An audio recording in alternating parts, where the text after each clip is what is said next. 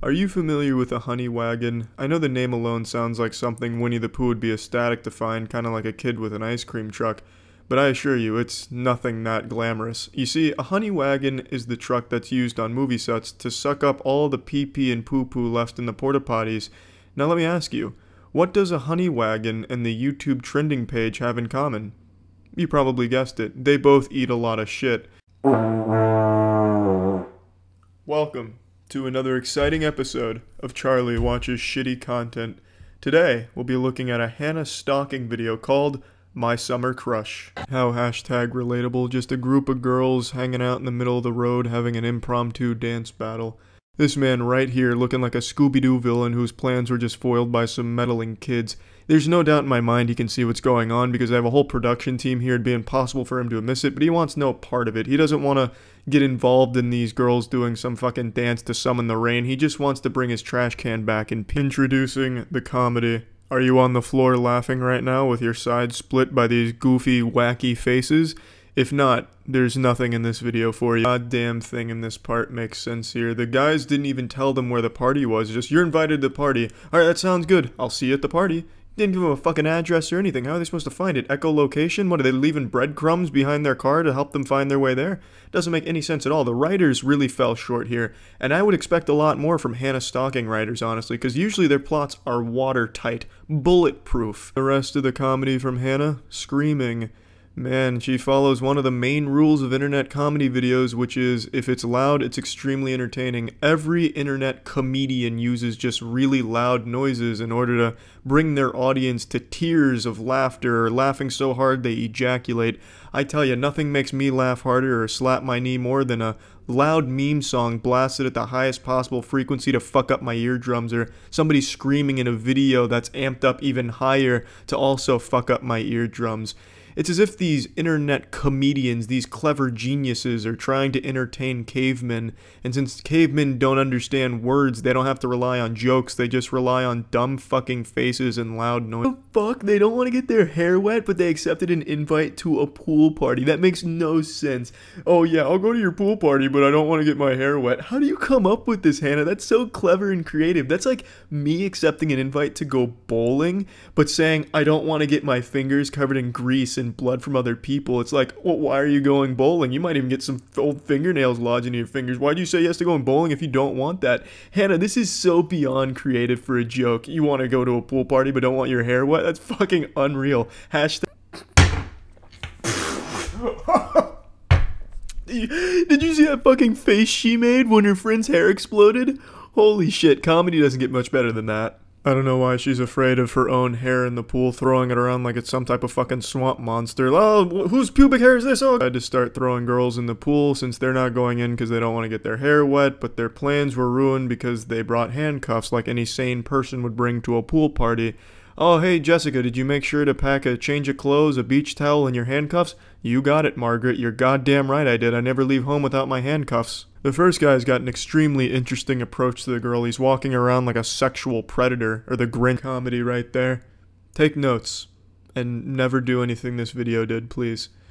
Well, thank you for joining me on another episode of Charlie Watches Shit that he personally doesn't find entertaining, but does understand why people would find entertaining, but that doesn't stop him from shitting on it.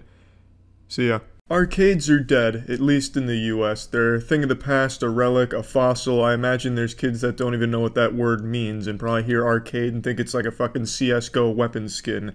There's only one arcade chain I can even think of that's left, which is Dave & Buster's. And today I'm going to break the magician's code, rip the condom off, and show you how to win Dave & Buster's expensive prizes like a GoPro. It's actually cheaper to win the GoPro than it would be to outright buy it, using the strategy and tactics I'll show you here. Let's get this out of the way. The majority of games at an arcade are rigged, genuinely rigged. It's like going to a carnival, but with less meth and less missing teeth. For example, the crane game, the claw, where you win like a stuffed Sonic the Hedgehog they got at the dollar store for $1. That machine only drops at full power once out of every 20 or so attempts. Everyone knows that. It very rarely drops at full power. The majority of the time it's dropping at like 1% power, so it's like trying to pick something up with a wet noodle. Never worth playing. But there is one game that's not rigged at Dave & Buster's, and you can get a jackpot on it consistently. It's called Pop-A-Lock, and that's what I did. Yesterday I went to Dave & Buster's. I did nothing but play Pop-A-Lock. for their half-price games. Wednesday, I put $50 on my card. Let me show you that journey. So I started with 4,605 tickets, which is a good starting point, but nowhere near enough for the big ticket items at 50 to 100,000. This is the Pop-A-Lock machine. The game's super simple. Just press the giant red button when it's over the yellow ticket icon. It's like a little Mario Party minigame. It's entirely skill-based. It's all about reflexes, hand-eye coordination, and how big your penis is. Now, it is also worth noting, even if you don't get the jackpot every time, getting in the top 5 is 90 tickets, and you can get in the top 5 every time. It took me 3 tries to get my first jackpot, which is a static 350 tickets. It never depreciates, and I speculate that soon these tickets will replace the Bitcoin in the cryptocurrency market. Now, I had 375 tokens to play with. This machine cost 3.4. After about 20 minutes of playing, I had gone up 5,000 tickets, and then I really started to find my groove. I started to become like the fucking lock-picking lawyer over here. I was able to just get jackpot after jackpot in a row, so what you'll see here is a clip of my longest win streak. I won't spoil the surprise of how long the win streak is. I don't want to ruin Season 1 of Charlie vs. Pop-A-Lock win streak anime, but I will say, I damn near called it an AC 130 with this amount of wins in a row here. Once the reflexes started to really get honed and tuned in, I was like a fine Japanese bladesmith creating the ultimate weapon. Now, out of 106 attempts, I was able to get a jackpot 51 times. Nearly half of my attempts were jackpots. So this is an entirely skill-based winnable game that is the easiest way of farming tickets, but it's not very fun. By about 40 minutes in, I felt like I was training agility in RuneScape. It got tedious, monotonous, it felt like a job, and I was getting a little shoulder injury, which is incredibly embarrassing to say out loud. A fucking arcade-related injury, but my shoulder joint was really hurting for a squirtin'. There was a lot of tension building up, some inflammation, but god damn it, I soldiered on like a real trooper, a fucking arcade champion. And again, this just goes down to what do you value more, your money or your time? Because if you do this, it takes about an hour and a half to go through 375 tickets, but you will get to the grand prize items for a cheaper price than you would have paid elsewhere. Also, I don't mean to flex too hard, but I started to pull a little crowd here. I was definitely the coolest kid in the Dave & Buster's. During my win streaks, people would gather around like they were watching a fight in high school. You know, it was pretty surreal experience, like back in the early 2000s with DDR, how everyone and their mother would just stop to watch people play DDR. That was me at this Pop-A-Lock. I was the master guru gamer barbarian assassin. If only they knew the sacrifice I was making in my ball and socket joint. I was damn near playing this with tears in my eyes.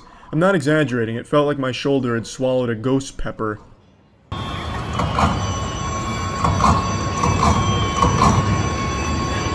There's no thrill left. You're so cute! It's just all business now. Look at how cute he is! Stop it. I'm a gamer. You're a cute gamer. There's no such thing.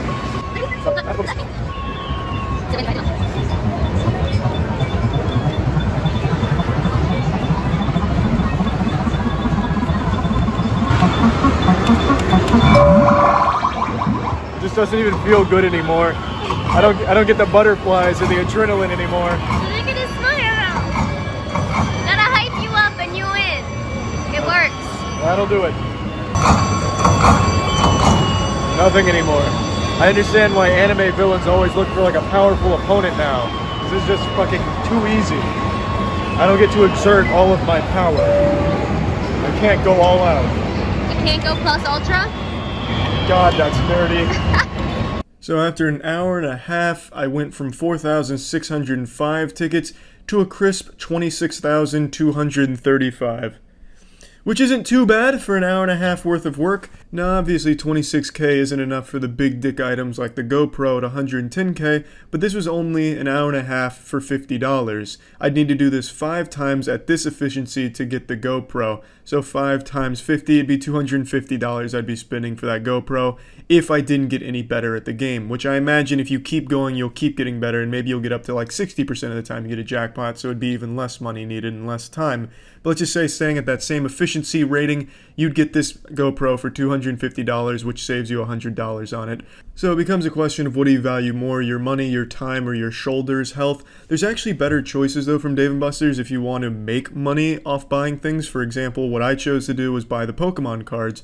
The Pokemon cards are at 800 tickets each. I got 26,000 tickets, so I should have been able to get 32 packs of Pokemon cards, but they didn't have that many, they only had 25. But if they did have a full inventory, I would have gotten 32 packs. At Walmart, a single pack is $5, so for $50 you're only getting 10. At Dave & Buster's, using my high-level efficiency at Pop-A-Lock, you're able to get 3 times as many Pokemon cards for the same price.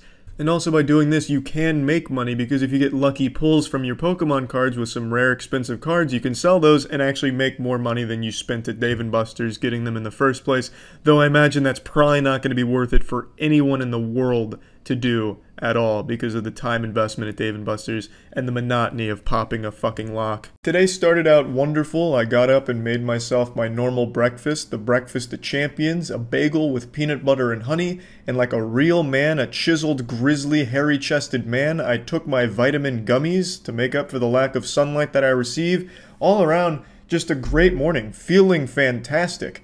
But unfortunately, I guess I must have slept on my stomach last night because it turns out Apple fucked me in my ass while I was asleep. I went online today, and can you believe my surprise when I learned that they're using my likeness in their new emojis? This is not a drill, this is not clickbait, we're on full chub, full DEFCON alert here. That is just me, sandwiched in between all of those Simpsons characters there. That's a picture I probably took like a week ago that they just lifted and put on their service. I swear to God, ever since Steve Jobs passed on to the great Macintosh in the sky, they have been doing some nefariously evil things, and this is just pushing the envelope too far. Apple's no stranger to controversy, but Jesus Christ, they didn't even ask my permission here. Like, this is outrageous. Big thanks to this Twitter user for bringing it to my attention, @RealFishFeeling, media that'll make you feel like a fish. This absolutely makes me feel like a fish.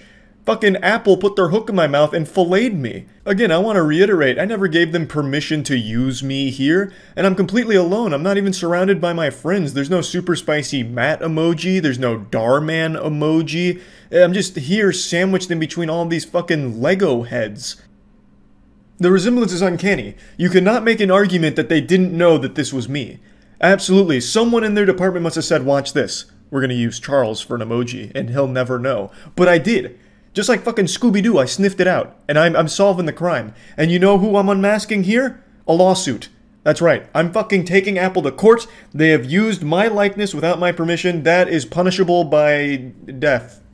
Maybe, I don't know, I'd have to brush up on my study of the legislature and, you know, laws and stuff. But I think maybe the punishment would fit the crime. I'm sure this comes as no surprise to most of you here. We all knew a clash between myself and Apple was inevitable. It was just a matter of when and why.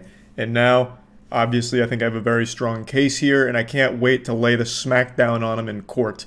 Fucking Hulkmania is gonna run wild at court against Apple, brother. I'll tell you that much. I just wanted to bring all of this to your attention that yes, I know this is happening. I even have it on my phone right now. And it makes me very upset. It makes me sick to my fucking stomach that they would go behind my back and do this. So I just wanted to bring you all up to speed that I will be taking them to court, and I just wanted to publicly throw down the condom on the table and let them know I'm here to play ball. I slapped my meat right on their desk and I said, what are you gonna do about it? So just wanted to bring that to everyone's attention here. There's a couple other things I want to talk about while we're just sitting here having a little chit chat at the fireplace. Sobriety. I've been getting this a lot recently. So as most of you know, I haven't drank in about 3 years now. And every time I say that, people give me like a lot of praise and congratulations. Like, wow, 3 years sober, Charlie, I'm so proud of you. That's amazing. People just like stand up and applaud like, wow, Charlie, you're really doing it. Congratulations. Keep up the good work. And I just want to make it clear that the reason I'm 3 years sober is just because it wasn't like I was an alcoholic or had some kind of problem with alcohol. It was just I didn't feel like spending money on alcohol anymore, and I don't really go out super often, so there's no real reason for me to drink very much. So I just haven't. So whenever I'm in a situation where people want me to drink, I just say I'm 3 years sober, and they immediately leave it at that, and then they just give me like this positive re-encouragement, like, yeah, wow, you fucking did it, like pumping their fists, like, wow, Charlie, keep up the good work. But it's not, they all assume I was some kind of recovering alcoholic, so I came up with this big brain strat, right, where like I don't really want to drink, so I just say I'm sober. And people are just like really like positive about that. Whereas if you're like, I just don't feel like drinking, they're like, oh, come on, what are you, a square? Come on, bub. What, you don't want to get litty with the boys? You know, shit like that. But if you just say you're sober for X amount of time, they're like, wow, this guy used to fuck, huh? This hero's out here conquering his demons. Man, that's inspiring. But it's not that deep. I just want to make it clear. I don't want anyone to get the wrong idea. I was never like an alcoholic or anything. Just I haven't felt like drinking in 3 years. It's about all there is to it. Closest I came to breaking my sobriety was when I was playing through Call of Duty Vanguard's campaign. Just wanted to fucking drink something to forget about the mind-numbing boringness of it. But this is just a little pro tip for everyone out there. Hopefully you can learn from this. If you're ever in a situation where you just don't feel like drinking, don't phrase it like, yeah, I just don't feel like it or I don't want to. Phrase it as you're sober for X amount of time, whatever duration you want to put on that. And people, like, they're like, oh, good for you, man. That's great. Yeah, don't worry about it. So yeah, I just wanted to clear that up real quick. And I also just quickly want to say a huge thank you to everyone who's been supporting the Huge Charles channel recently. It's been blowing up recently, and just wanted to say massive thank you. Like, goddamn. Just huge appreciation for the support on the Huge Charles channel. And yeah, let's get to the next topic here. This is another one that I think a lot of people have wanted me to talk about, but I haven't bothered to. It's about YouTube removing dislikes. I'm sure most of you noticed by now, but dislikes are no longer public. I didn't make a video talking about this because I really didn't feel I needed to, because it's a universally accepted as a dumb decision. Everything that I could have said has already been said a million times by everybody else in the world, because it is a bad idea. I'm sure you all know, but I'll brief you on it. YouTube removed dislikes from being publicly displayed on videos. You can still dislike things and the creator sees it, but I can promise you any creator whose video you're disliking is just going to wipe their ass with that dislike because it's not public, so it doesn't matter. It's a dumb decision. Their reasoning was the dislikes were being used as a tool for harassment on smaller creators, but we all know this was for the corporations and maybe even YouTube's hurt feelings themselves because their rewinds would get like 10 billion dislikes and 40 likes. So they wanted to make it easier for corporations to appear more positive.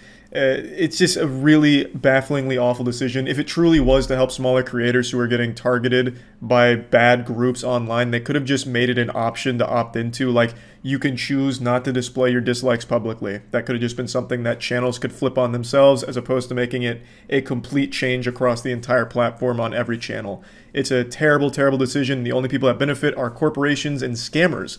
Now is the best time in the world to be a scammer on YouTube because no one will ever see the dislikes. All they see is likes, and the immediate assumption is that it must be good content because you can only see positive likes. You can't see dislikes. Dislikes are a way of getting your voice heard. If content is dangerous or bad or misleading, you dislike it, someone clicks on that video, they see more dislikes than likes, and they know something's wrong with it. But now you can't do that. And comments are easily moderated. You can easily delete comments, so comments aren't a reliable source either because they can just delete all of the negative comments and keep positive ones as well as just make their own positive ones. So it's going to be great for scammers who are trying to get you to click links in the description or get you to do terrible shit, you know, phishing sites or things like that. It's really upsetting. You don't like to see that. I think dislikes are a crucial part of any social media. I think Twitter desperately needs a dislike function ASAP. So again, by removing dislikes, you remove the ability for people to see what is good and bad content. There is no reason why shitty content shouldn't be like absolutely obvious that it is shitty by seeing the dislikes versus likes. Even if it isn't like a blatant scam or it isn't misleading, if it's just shit ass content, you should be able to immediately see that without having to go to the comments and wonder whether or not these are legitimate comments and whether or not comments have been deleted. It's just silly, it's stupid, and the only people it helps are corporations and scammers. That is genuinely it. If this was an actual change to help smaller creators, again, it could have just been a system they opted into. But yeah, these are just a couple of things I wanted to talk about today, and really, that's about it. So yeah. Landscapers accused of stealing lemons. Darman actually just got that from the classic porno, you lemon-stealing whore. It's about fucking time. This is huge. This is a huge day. Never seen a backyard so beautiful before. Used to see the water bill. Plus, I have to hire a bunch of landscapers to keep up with this place. Wow. Hey, Paco, you guys stealing my lemons? My name is Juan. Whatever. You guys cannot be taking... What? What is it? And look at this. Your shirt is full of my lemons. What? I'm so confused already. You really don't think there's anything wrong with what you're doing? I swear, this is why I never have any lemons. Why? Just get lemons from the store. He even got a plastic bag full of them, too. Give me those. Hey. What are you doing? If you got a problem, you talk to the owner. Well, then you should know not to take the owner's lemons without asking. I am so lost right now. He's not the owner. Oh, he's Why lying. do you keep saying that? Babe, I don't have to explain myself to this guy. He can barely speak English. Babe, come on, let's go. What? This was a entirely avoidable situation. You didn't have to confront them on lemons. Even a question? And you wouldn't have got your ass spread open. Hey, Martin. Hey, Juan. It's Starman! Guys. Hey, how are you, senor? How are the girls? Growing too fast. You guys take care. Hey, jefe. It's okay if we still take the lemons? Of course. Take as many as you want. Share them with the whole family. Okay, bye. Man, fuck you, Darman. You ruined it. Now he's not getting laid. So you lied to me? Okay, so I don't own a house. I rent it. But I'll probably buy this house in the next few... Oh, hey, Deshaun. Can you have your dad call me? His lease is up for renewal. Of course. I'll let him know now. Thank you so much. Also, can I have sex with that girl that you're standing next to? You mean your dad? Alright, rents cool. this Thank you, house. man. Exit tier 1. Straight Blanchin. Wait, that was the whole video? Oh, that was a Darman short. Darman just sat down to look at like old memes and he saw a lemon stealing whore and he's like, I can change a life with that story. And god damn it, he did. Scammer fakes being hit by a car. Huh?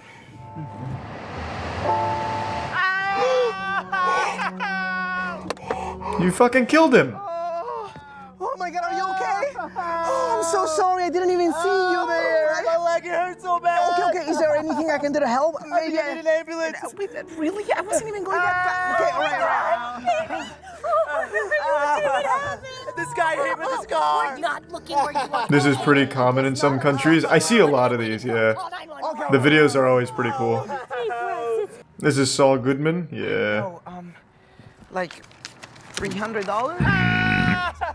$600? Fine, but next time you be careful. Watch where you're going. Okay, I will. And Kill someone. Hey, I'm sorry again. Here, let me. Oh, yeah, lean on me, sweetheart. It's okay. Get fucked, Nelson! They should take your license away.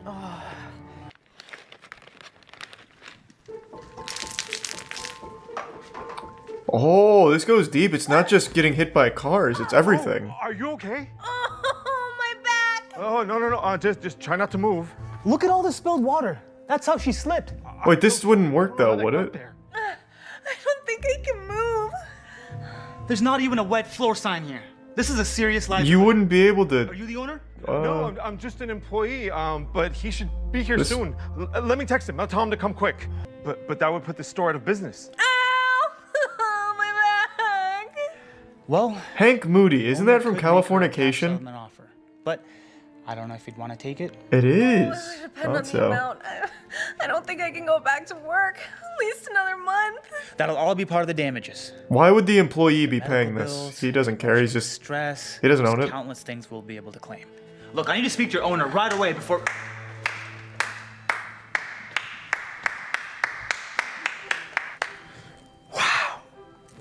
Oh, wow. Another masterful performance. Nelson owns this Dude, place. what are you doing here? And I see you've recovered rather quickly.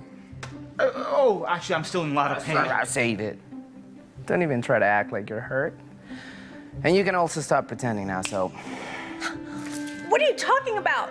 I'm in so much pain. Yeah, you can't prove Nelson is the man. Once Cameron texted me, I looked at the footage and... Here, look what I found.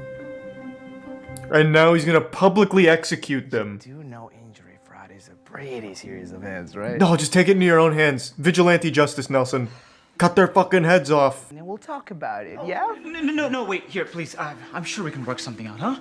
Here's your $600. Did the employee just walk out? Yeah, he quit. Or take it all. Nelson's kind of feeling it. Too. Wow. Okay, fine. I won't call the cops. But I better not see you two here ever again, okay?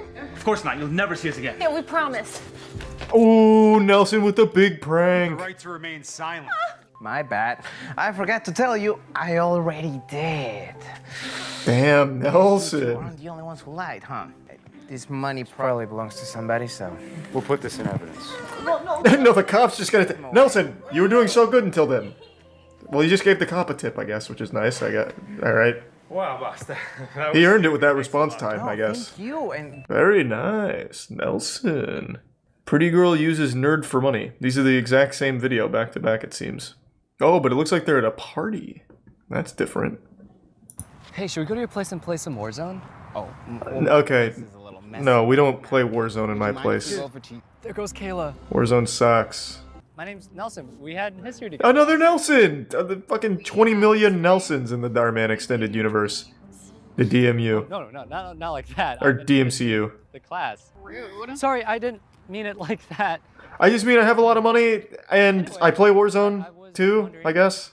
If y'all wanted to hang out sometime. We're about to go to Jake's party, but thanks for the offer. All things considered, that was But what if I pretty give you a polite. ride in my new car? This is your car? It looks like shit. Wait, I just picked it up. that's your car? It looks like ass. Arthur and I. Kayla. What's up, ladies? Hey, what's up, guys? Hey, what's up, boys? We were actually gonna catch a ride. Playing a little slap ass in the locker room? Do you guys want to join? Oh, seriously? Oh, rough. This is your ride? Heck yeah.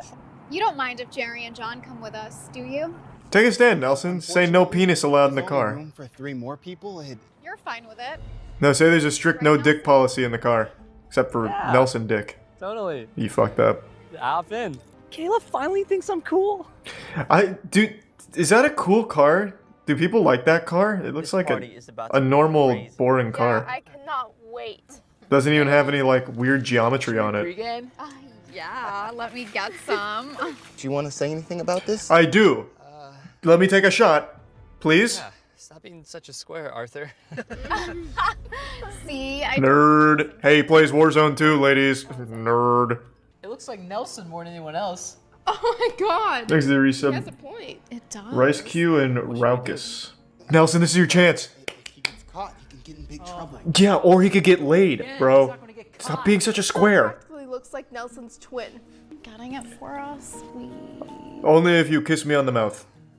Nelson, drive a hard bargain. You have leverage here. Sounds good. Man, you really got fucked. Didn't even get a smooch out of it. It's not too late to back out. Why did you come in here? Now you're just implicating yourself. They're clearly using you for your car and your... Stop. You're just getting really jealous because they're actually starting to like me. You can get in a lot of trouble. That's not true. Police encourage fake IDs these days. And I'll just blame it on you. Anyway. Can I see your ID, please? Is this really you? Yeah, I used to have a beard, too. You really think I wouldn't notice? It's obvious. Butt chug with me in the back. Prove to me you're 21. Please, I'm really sorry, okay? I don't want to go. Today's your birthday! How wholesome. Oh, yes. Happy birthday to me. Yeah.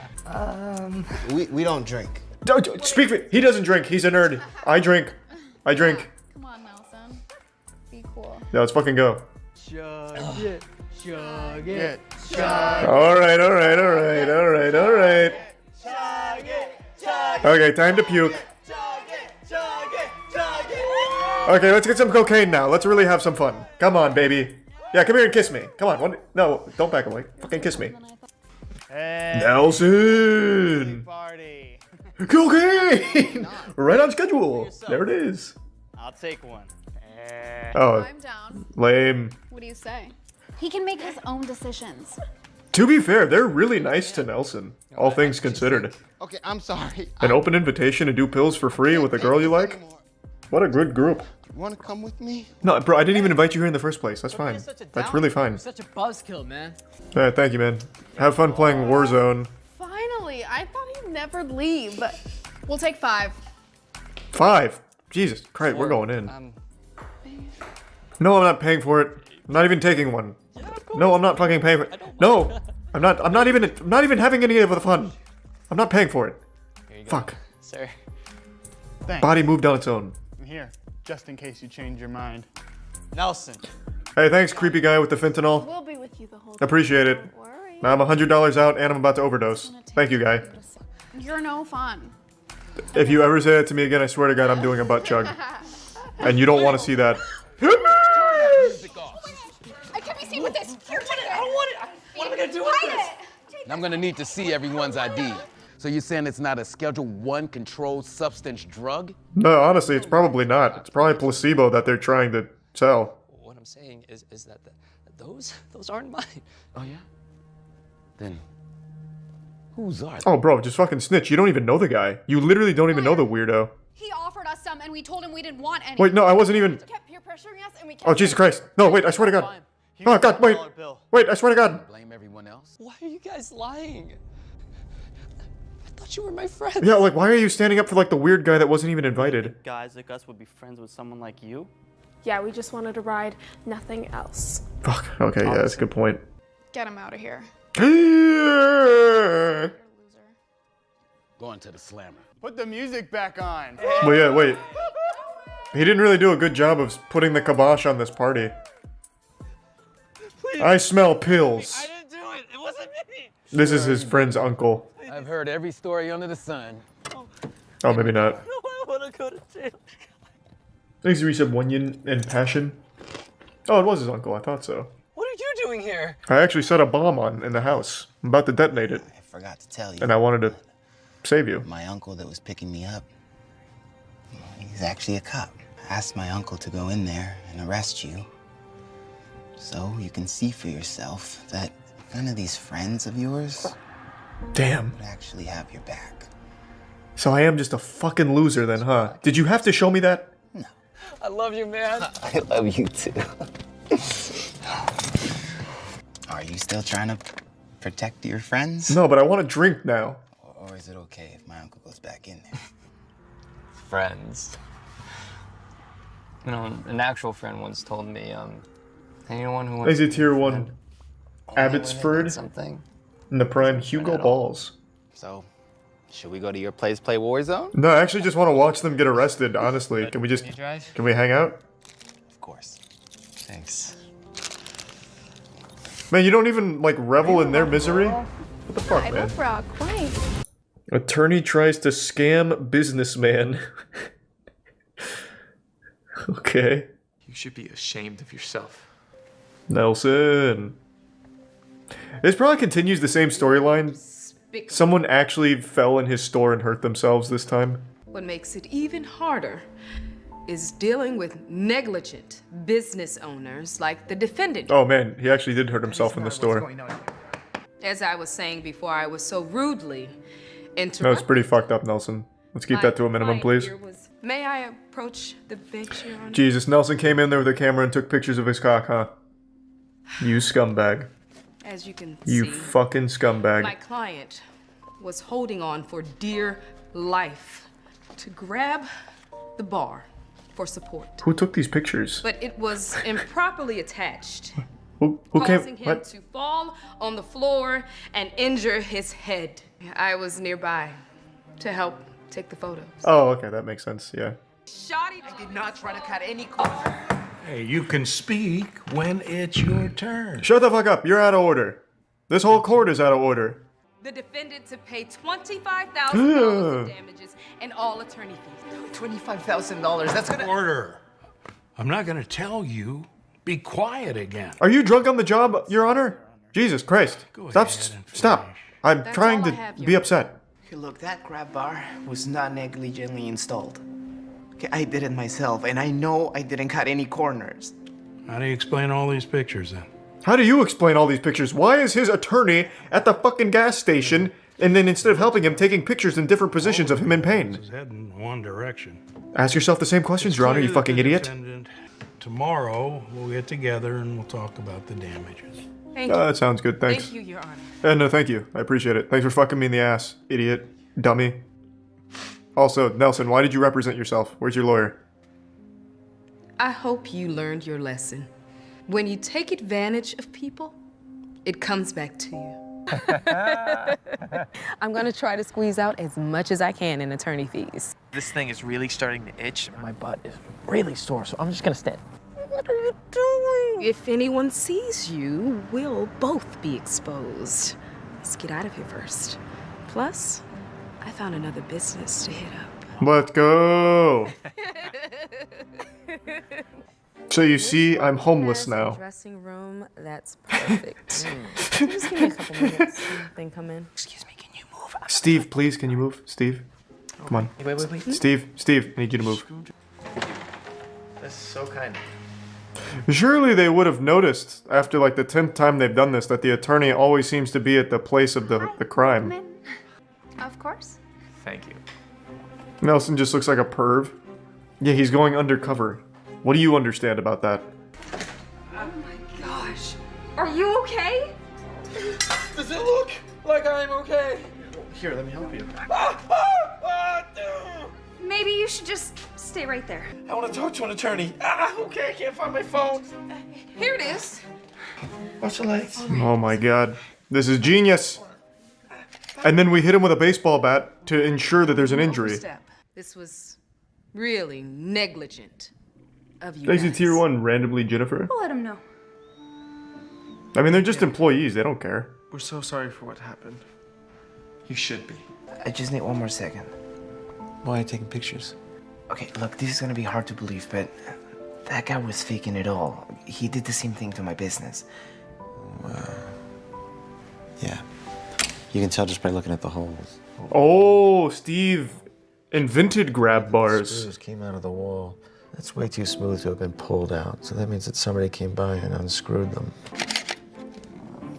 Thank you. He turns out to be the President of the United States. Here is your wheelchair. Thanks. Ha! I got you now. What are you doing here? And also, why did you jump scare them? Biggest fraudsters on the You planet. could have just taken these pictures and Wait then... until the judge finds out about this. Oh boy, you blew You're it. going to go to jail for a very long time. You blew it. They're just gonna break your camera. Find out about this. What are you talking about? I got the pictures right here of Oh. you and hey! Stephanie! Pretty reckless decision there, Nelson. I mean, you can't sue him again. Look, I'm telling you, Your Honor, this is all one big scam. I saw it with my own eyes. Is there any truth to this? None whatsoever, Your Honor. Yeah. So are you scamming? Heinous in a bad No? light Oh, to well. avoid taking Stop lying to me, responsibility Nelson. for You're going to jail his now. own. Where's Steve when we need Shut him? down my whole business and look, I'm telling you the truth, okay? Oh, another 10,000 for your attorney fees? Stop. I own this courthouse. The plaintiff and his attorney are both frauds. Liar! Who is this guy? I mean, why should we be listening to him? Oh, well, maybe because I'm the one with the folder full of photos of you committing fraud. Oh, and for what it's worth, I'm an undercover federal agent. Oh, Jesus. This is unbelievable.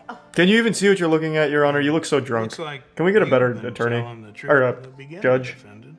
Guilty as I am. Thanks to Arrest some those weird two. champ and butter dog. Arrest me. You can't do that. I am an attorney. Get off of me. You were an attorney. I'm going to make sure that you never practice law again. When you take advantage of people, it always comes back to you. Wait, what are you talking about? I cannot go back to prison. That's not a good place. I'm an officer. Nelson, you still fucked it. Like, I don't know what you were thinking. Steve's just the hero. Well, this case is dismissed. These days, if you apologize online, you're already dead. No one will accept it, and you just get spit and shit on even further. But not today. Today I'm going to be accepting an apology. I know you've probably already fallen out of your seat upon hearing that shocking information, but just hold your horses and let me explain a bit. A couple days ago I posted a video talking about how an officially licensed Bandai one-piece mobile game was using me to promote it. They cropped me out of a video and then dubbed me over saying nice things about the game. It looked like a fucking YouTube poop. It wasn't super convincing or anything, but it had a big budget behind it for its marketing because this ad was running all over Facebook. And I puffed my chest out a little bit, and it's like Luffy says, I want to eat meat. So I wanted to get a little meat from Bandai, get some juice for the squeeze here for the emotional damage this ad was causing me, because I wasn't saying those things about the game, and it hurt my feelings that they had tried to make it seem like I was. Obviously, I'm just goofing around. I wasn't exactly losing sleep over this whole ordeal. I just thought it was silly. The most insulting thing about it was they didn't even bother to deep fake me or anything cool like that. They just asked one of the interns to start speaking into a walkie-talkie in order to dub me over. So I would have preferred if they put a little more effort into it. Maybe they could even made me like a cyberpunk character or something like fucking awesome. But again, it wasn't a huge deal. I thought it was just, again, a wacky topic. However, I guess it was a big deal to Bandai, because Bandai caught wind of this and internally investigated the situation to get to the bottom of what happened here. They had their whole little Carmen Sandiego episode inside the company, like, who done it? Which one of you fucking assholes ran this ad campaign for our game? Because like I mentioned, the game is One Piece Burning Will, which is an officially published Bandai game. Or so I thought. Bandai got in contact with Matt. As I'm sure all of you know, Matt, Super Spicy Matt, he's been in a lot of videos with me. We work on a lot of stuff together. Matt's basically like my brother, only closer. And they got in contact with Matt to talk about what happened here. And after a discussion on the phone with some of the higher-ups at Bandai, it turns out that this was not one of their ads. In fact, it wasn't even their game. It was using the same name as their game, but it was actually just a bootleg knockoff. So they had absolutely nothing to do with this. Which I guess I should have expected. In the world of mobile games, there's no low they won't sink to. I swear to God, these degenerate, greedy scumbags would dig up their own dead grandmother and turn her corpse into a piñata if it meant they could charge an admission fee to people. Anything for a buck when it comes to mobile games. So what happened is they suckled off the teat of Bandai's game, One Piece Burning Will, and they just stole the name, made their own shitty little flash game out of it, and then ran this campaign all across Facebook. And of course, since One Piece Burning Will is a real game published by a real company, people like me thought that it was the official game, but it's not. And now I know the truth. I have achieved enlightenment. And I already know that the bootleg One Piece team is watching this video shaking their fist angrily. And I would have got away with it too if it wasn't for you meddling kids at Bandai. Also, speaking of Bandai, they were so incredibly sweet, they apologized to us for the inconvenience of this whole situation. They didn't owe us an apology, and they still said sorry anyway. They didn't do anything wrong. They were completely innocent in every aspect of this, and still said they were sorry. How incredibly sweet. Just a bunch of sweethearts over there. You know, maybe the One Piece was actually an apology all along. Because I feel like this was a treasure even better than anything Luffy's gonna find in the anime. It was just extremely nice, so I just want to make a public statement here saying that I will no longer be pursuing any type of legal action against Bandai. But who knows? Maybe I'll redirect that litigation towards this knockoff team that used me without permission, damaging my reputation nearly beyond repair. You know, because this is a shit game. That game is absolute dog shit. I'd never say nice things about it. And how dare you edit me to make it seem like I would. You used me like a fucking fleshlight, and I won't forget it. I'm like a goddamn tortoise. I have memories for 1,000 years worth of anger.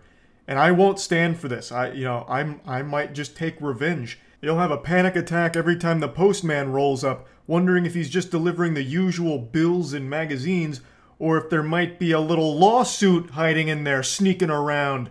I might just take your ass to court and fuck it. So, yep. Now, even though I know that the official One Piece Burning Will game is completely innocent in this case, there's one thing I won't budge on, even knowing the truth. And that's my demand of One Piece to officially include me in the manga or the anime. I still think, because of everything I've suffered here, that it's only fair that I just have a small character in the actual narrative. It doesn't have to be a huge role. I don't have to like upstage Luffy and take over as the leader of the Straw Hat Pirates or anything, but just like a single panel where maybe Luffy and the gang's passing a tombstone that says like, "Gone but not forgotten, Greasy D. Charles." Or maybe they're like celebrating a great victory at a bar and they overhear a conversation from one of the normal patrons and they say like, "Hey, did you hear? Old odorous Charles drank a bottle of bleach and died." Like, It doesn't matter. Again, it could be just like a single panel that mentions me. I think that'd be great. And really, I think I'm owed that much. After all of this hubbub here, all this hoopla, like, I mean, come on. Let's have a heart here, guys. But yeah, anyway, what a crazy week. Big thanks to Bandai for being so really cool about this whole situation. They were extremely nice about everything, so thank you for clearing everything up. And yeah, just wanted to give you a little update on this situation and tell you where we're at. That's about it. See ya. Hello, my name's Charlie. I'm a 24-year-old man, and yesterday I was 5'6". Living life as a 5'6" man wasn't easy. The constant ridicule, the belittling, the pointing and laughing. I'd go to Target, the employees would ask me if I was separated from my parental guardian, if I needed assistance finding them. I'd go to the bar at Beef O'Brady's and I'd be asked if I wanted a booster seat and an apple juice. I'd look at a full-body mirror, totally nude, flaccid-dicked, soft cock, and I'd sit there wondering, man, if only I was taller. Then I'd stand on my tippy toes, get erect, and start jerking off at the height that I could have had. I'm sorry, it's just a bit of a dark time to be reflecting on, but I'm happy to say I now live life as a 5'10" alpha male. Yesterday I found some insoles that you put in your shoe that give you 4 inches in added height. But not only do they give you 4 inches in bonus height, they're also discreet, so no one's gonna suspect anything's out of the ordinary with you because they're so well hidden in the shoe. Fucking McGruff the crime dog couldn't sniff out the solution to this crime. But I'm letting you in on the secret as to how I got this height. It's the insoles here. I broke the magician's code telling you how it happened. But in the wild, if I didn't tell you that I had these on, you wouldn't sniff a goddamn thing. You'd have no idea. You thought I just had a quick little growth spurt. Now, obviously, I'm still a bit of a novice when it comes to this, so I'm walking around like I got some fucking high heels on, but I imagine as I train my body to adapt to this bonus height, I can make it look far more natural. And I thought to myself, well, that's only for insecure baby boys. I can't use that. But then I got to thinking, wait a minute. There's a glitch in the system. Using this technology and my high IQ, I was able to sniff out a loophole, a cosmic loophole, where if you never take the shoes off, you always have the height. You see, it's genius when you think about it, because when you wear the shoes with the insoles in them, you're 4 inches taller, but it's ephemeral because you have to take them off to shower, to sleep, and just generally you don't want to just have shoes on the entire time. You'll get athlete's foot, you'll get syphilis, you'll get small dickitis. There's a lot of bad things that come with that, but what if you don't care? What if you just keep them on the entire time? And that's what I've done. Now, I am constantly 4 inches taller, and I live at a perpetual 5'10". Tiana, you want any cereal? Let's knock that glass out. I've now moved all the important materials to the top shelf in the kitchen because I can easily reach them now. And yes, you bet your sweet ass I sleep with these bad boys on every single night. I wouldn't want to have wet dreams where I'm not 5'10" and I'm back to a 5'6" baby boy. Oh, you're wondering if my power level decreases when I shower because I have to take off the shoes? No, you stupid pussy. I keep the shoes on during every single shower as well.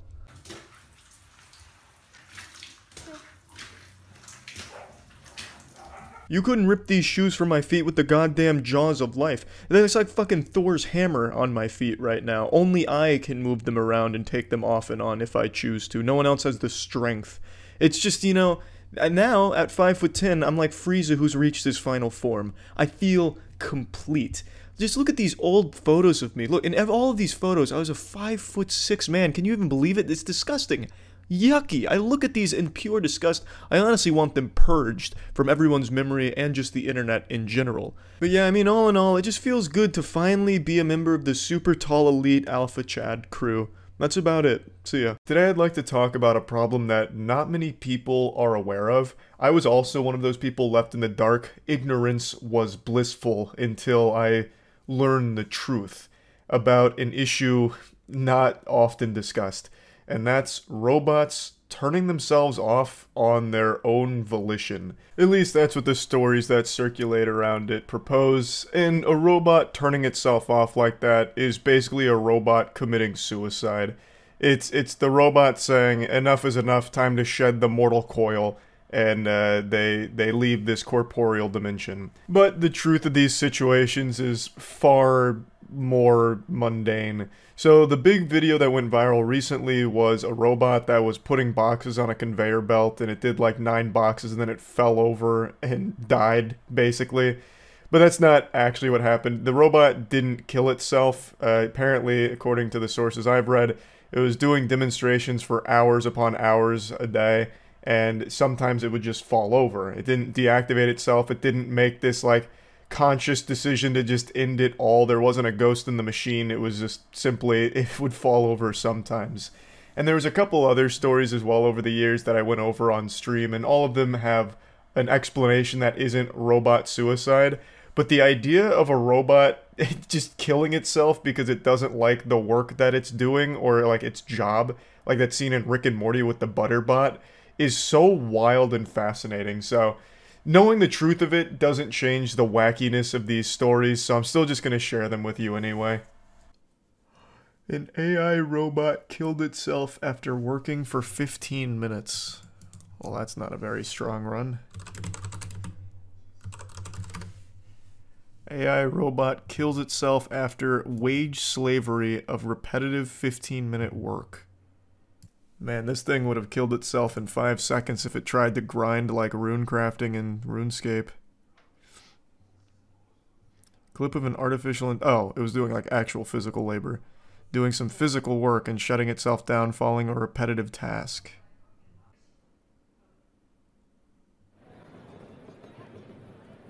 So putting boxes on a conveyor belt.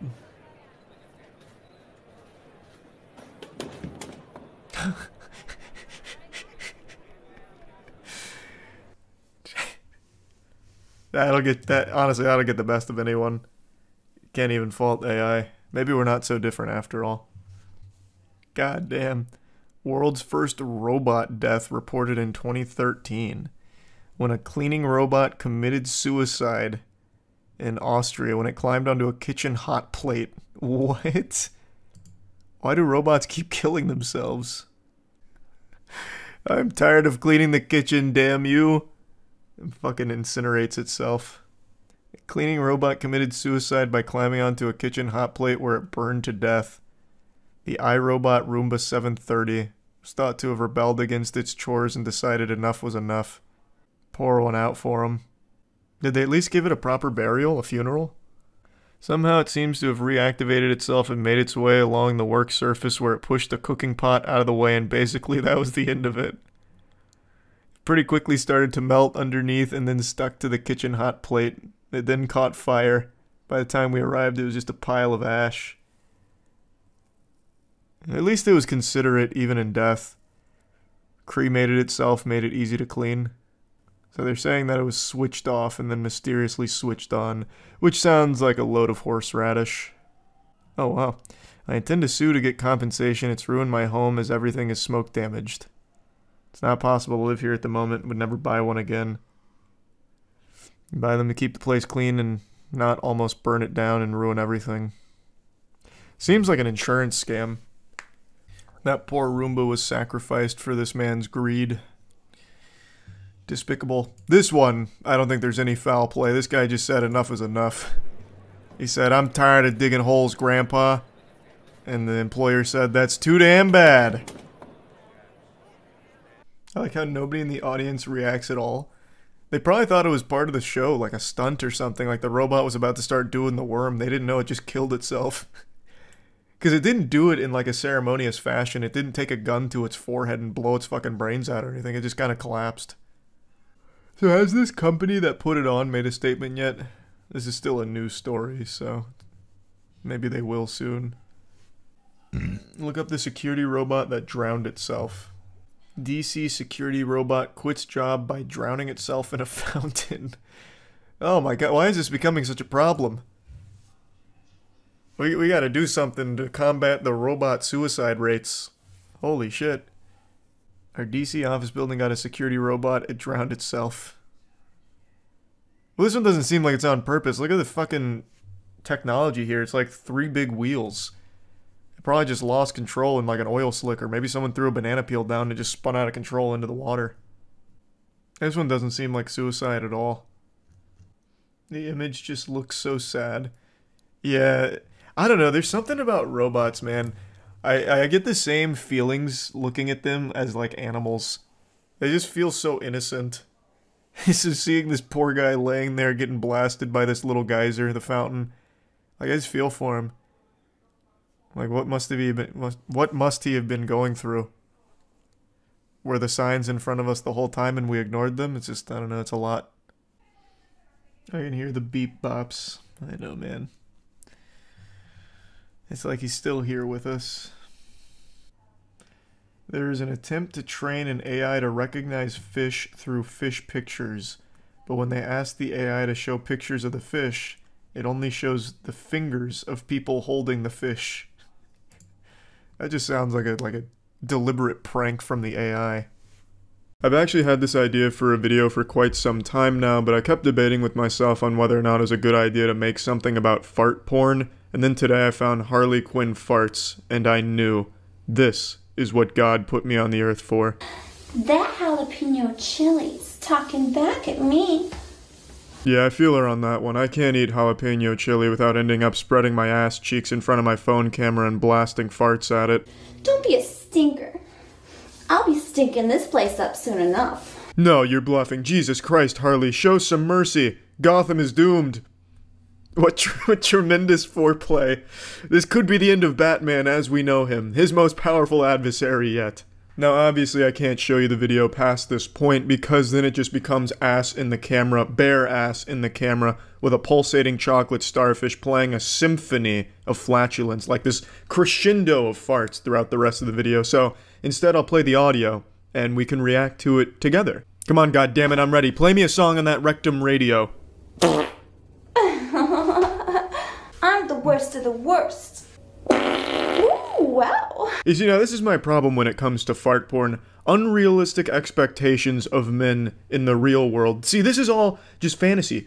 You can't fart like this all the time, ladies. Yeah, you know, a girl will watch this, get super fucking horny, and then she'll have sex with a man and he can't even fart like this. This kind of paints this unrealistic picture of what fart sex is supposed to be like and sound like. My farts don't sound anything like these wet celebrations of flatulence. Mine sound like very slowly letting the air out of a balloon. My farts are embarrassing. Girls would laugh at my farts if I did these kind of videos in a Harley Quinn cosplay. Now the only criticism I can really give here, she's doing a great job blowing some farts out here. She truly is absolutely killing it, but I don't like that she laughs about it. It's not supposed to be comedy. This is fart porn. This shit's supposed to be hot. Don't laugh.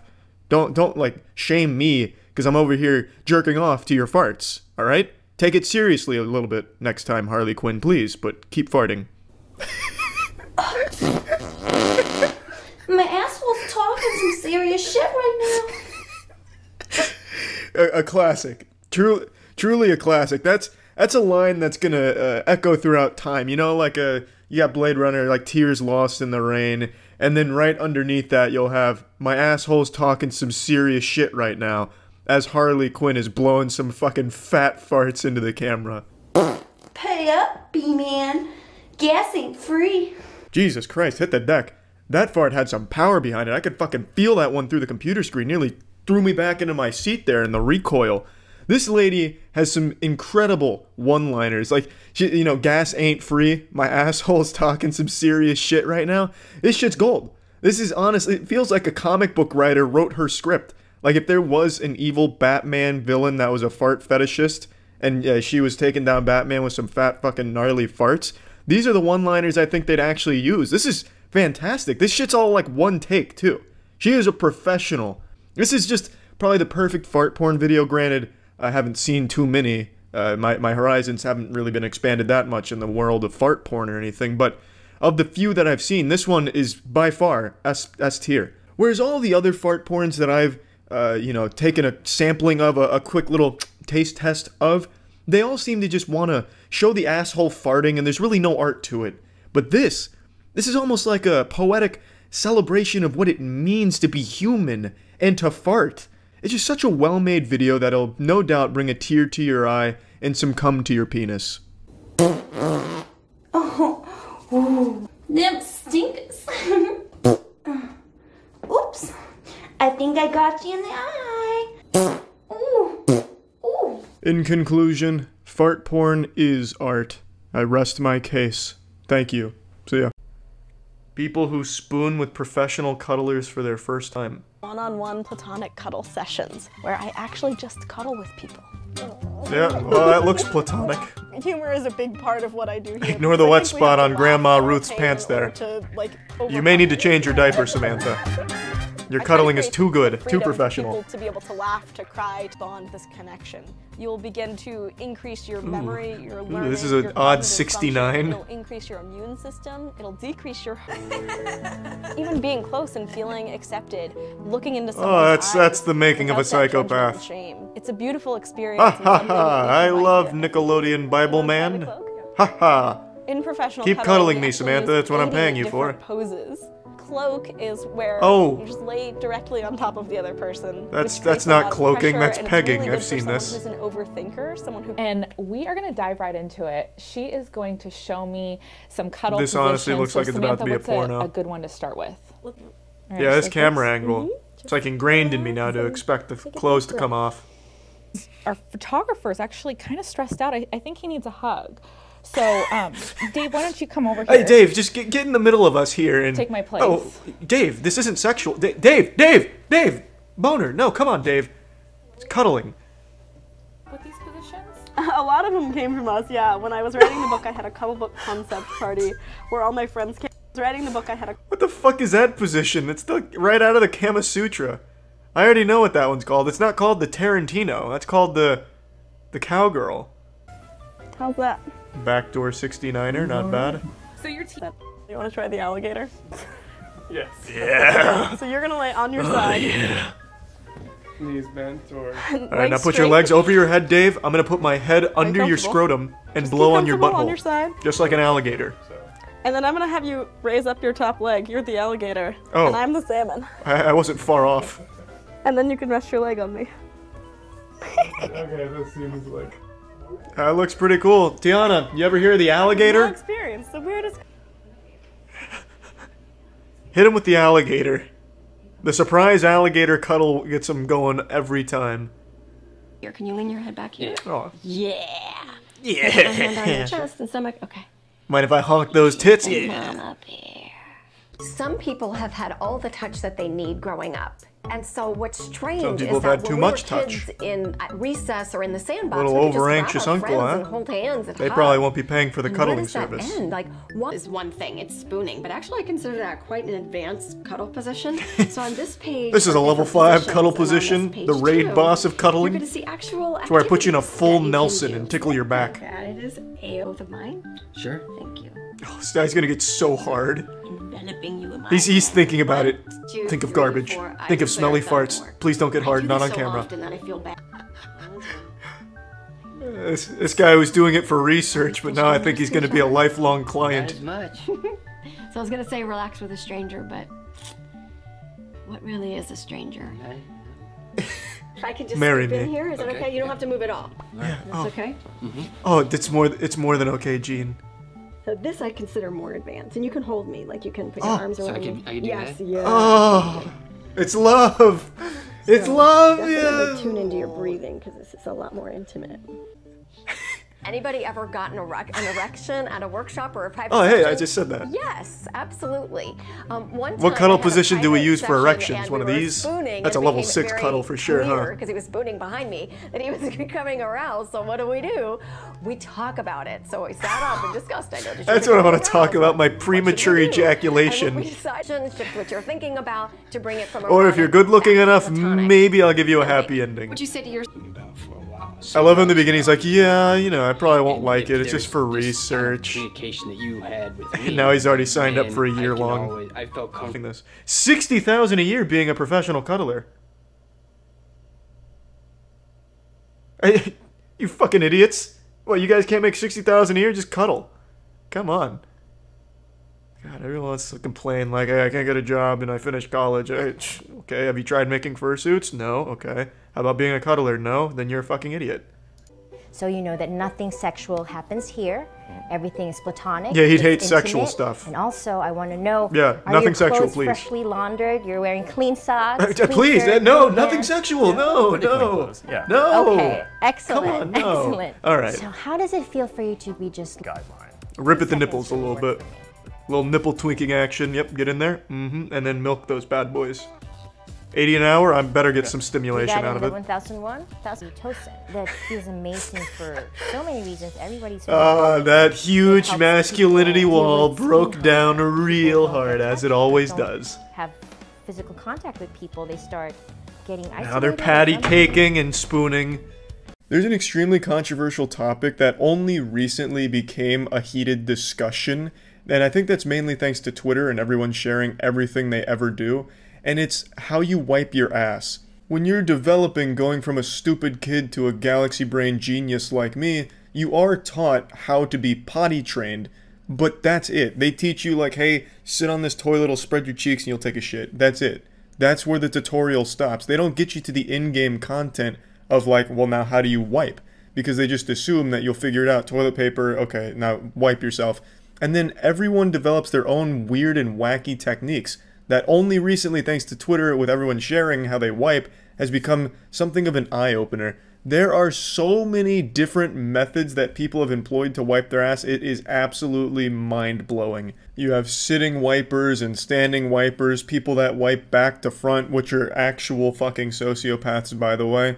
You have people that do a handstand and let gravity wipe their ass, laying down on the bathroom floor to wipe their ass. Like, it's all over the place. And the thing is, nobody knew that their techniques were considered weird or not normal. You have all of these chocolate starfish wiping techniques, all of these different disciplines of mixed martial arts shithole wiping, and none of them knew about the other's existence. I had no idea there were people that preferred standing up to wipe their ass. I'm a sitting wiper, full confession right now at Alcoholics Anonymous. I sit to wipe. I think it is absolutely the optimal way, but I also have stood to wipe multiple times depending on the situation, if it's a dirty bathroom, shit like that. So I'm familiar with the techniques, but I don't know, I had no idea people like did that on purpose, like they liked standing up to wipe. But then those standing wipers had no idea my people existed with the sitting wiping techniques. So it's just like this crazy reveal like, oh, I guess we all do some different shit in the bathroom to wipe our ass, huh? But I think we can all agree, like, all group up on the back-to-front wipers. Those are actual lunatics. I think we can all say that, objectively speaking. But it is weird to think about because the bathroom is one of the few places in development where you're not emulating someone you see. Like, you're not going to a public bathroom and you see people with the door thrown wide open and watching them wipe their asses. You're taking notes on it. It's not a learned behavior. You just kind of figure it out on your own based on, like, whatever your parents might have told you.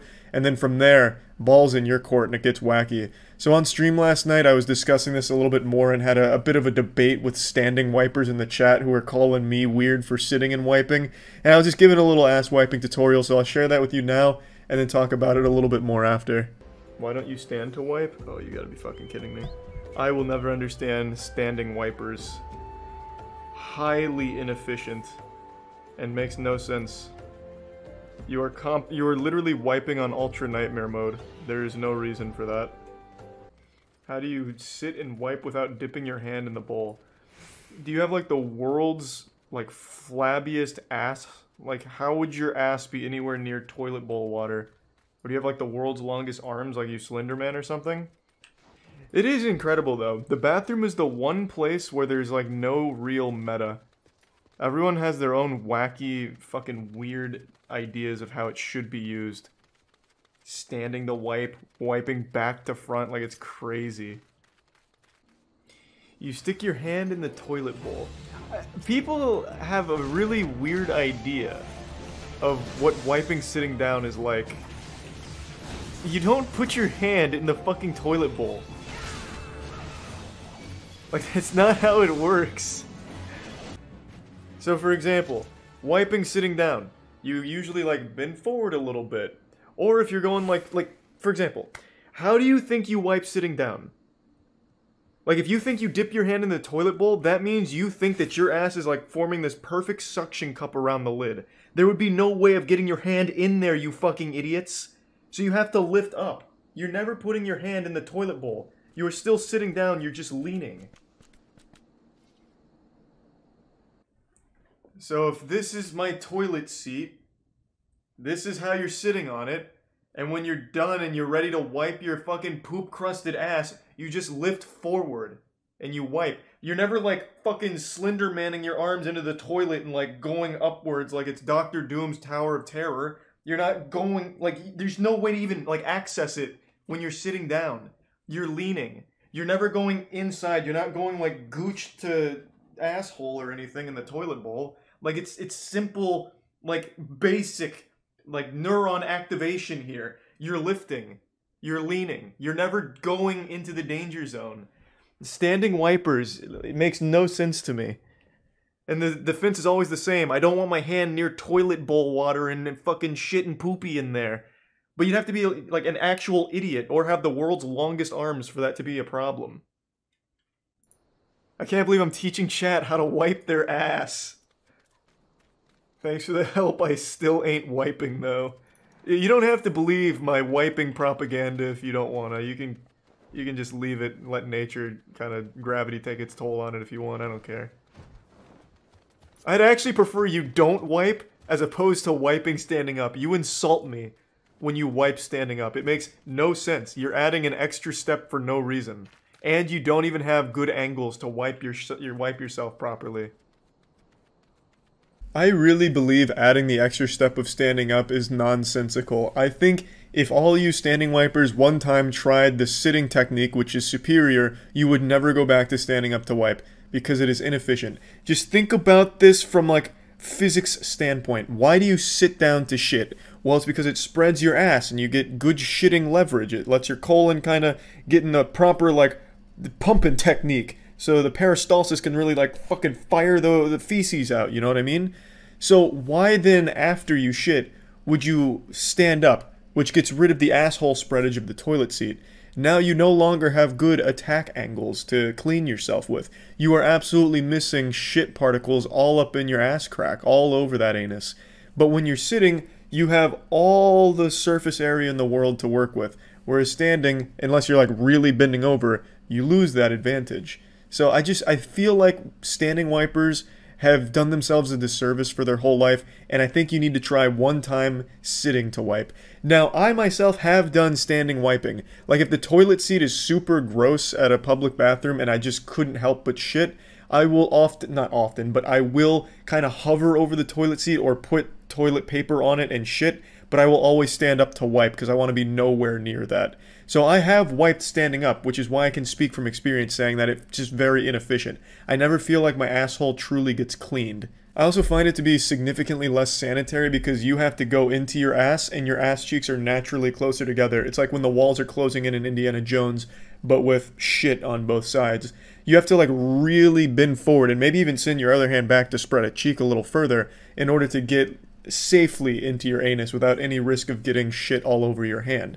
Whereas when you're sitting down, you don't have that problem because it's already naturally spread thanks to the angle that you sit at. So it just doesn't make any sense to me. It doesn't really clean it thoroughly, and it's just a lot more of a hassle. So just standing wipers, try sitting once, and you will never go back. I'm trying to lead you down the path to enlightenment right now. I've used your technique. I have done standing wiping, and I still do it depending on the situation, but I would never prefer it to sitting and wiping. I feel it is significantly worse in a far inferior way. And yeah, that's really about it. So yeah. I've got a secret, and I'm not afraid to share it right now. Much like Bruce Wayne keeping his Batman identity a secret, I've got something that I've been keeping from you. And you're not going to believe me when I tell you this, but it is the truth. I used to be a virgin. Not only did I used to be a virgin, I used to be a turbo virgin who was extremely proud of the fact that he was a virgin. In my early college years, I used to brag about being a virgin to anyone that would listen. I was like those dudes that stand on corners with the sign saying the end is near, just talking about doomsday. I was that with virginity. And every day was Virginity Day for me. I made a video talking about this a little while back, about how I used to brag about being a virgin. I really went hard on that being a core part of my identity in my early college years. When I did talk to girls, I would treat it like I was on Shark Tank and I was pitching my virginity to them like a business that they should invest in. It was very sad and pathetic. But I figured I'd share a few more stories from this era of my life, this arc in the Charlie anime, because there's some real golden nuggets in there that I think maybe a few of you could learn from. Though I don't imagine too many of you watching this right now think virginity is cool or something worth bragging about all the time, unless of course you're trying to be a pastor or teaching abstinence at a high school or some shit as like a sex ed teacher. But anyway, I wanted to share a couple of these stories. So the first tale from the compendium of Charles White's virginity stories is actually one that I shared on a stream recently. It was my sophomore year of college, 2014. Five Nights at Freddy's is the hottest shit, just came out. We've never seen anything like that. Our assholes blown wide open by Five Nights at Freddy's. It was a dark and stormy night, and my roommate had a girl over. It wasn't anyone romantic, they weren't together, they weren't, anything at all.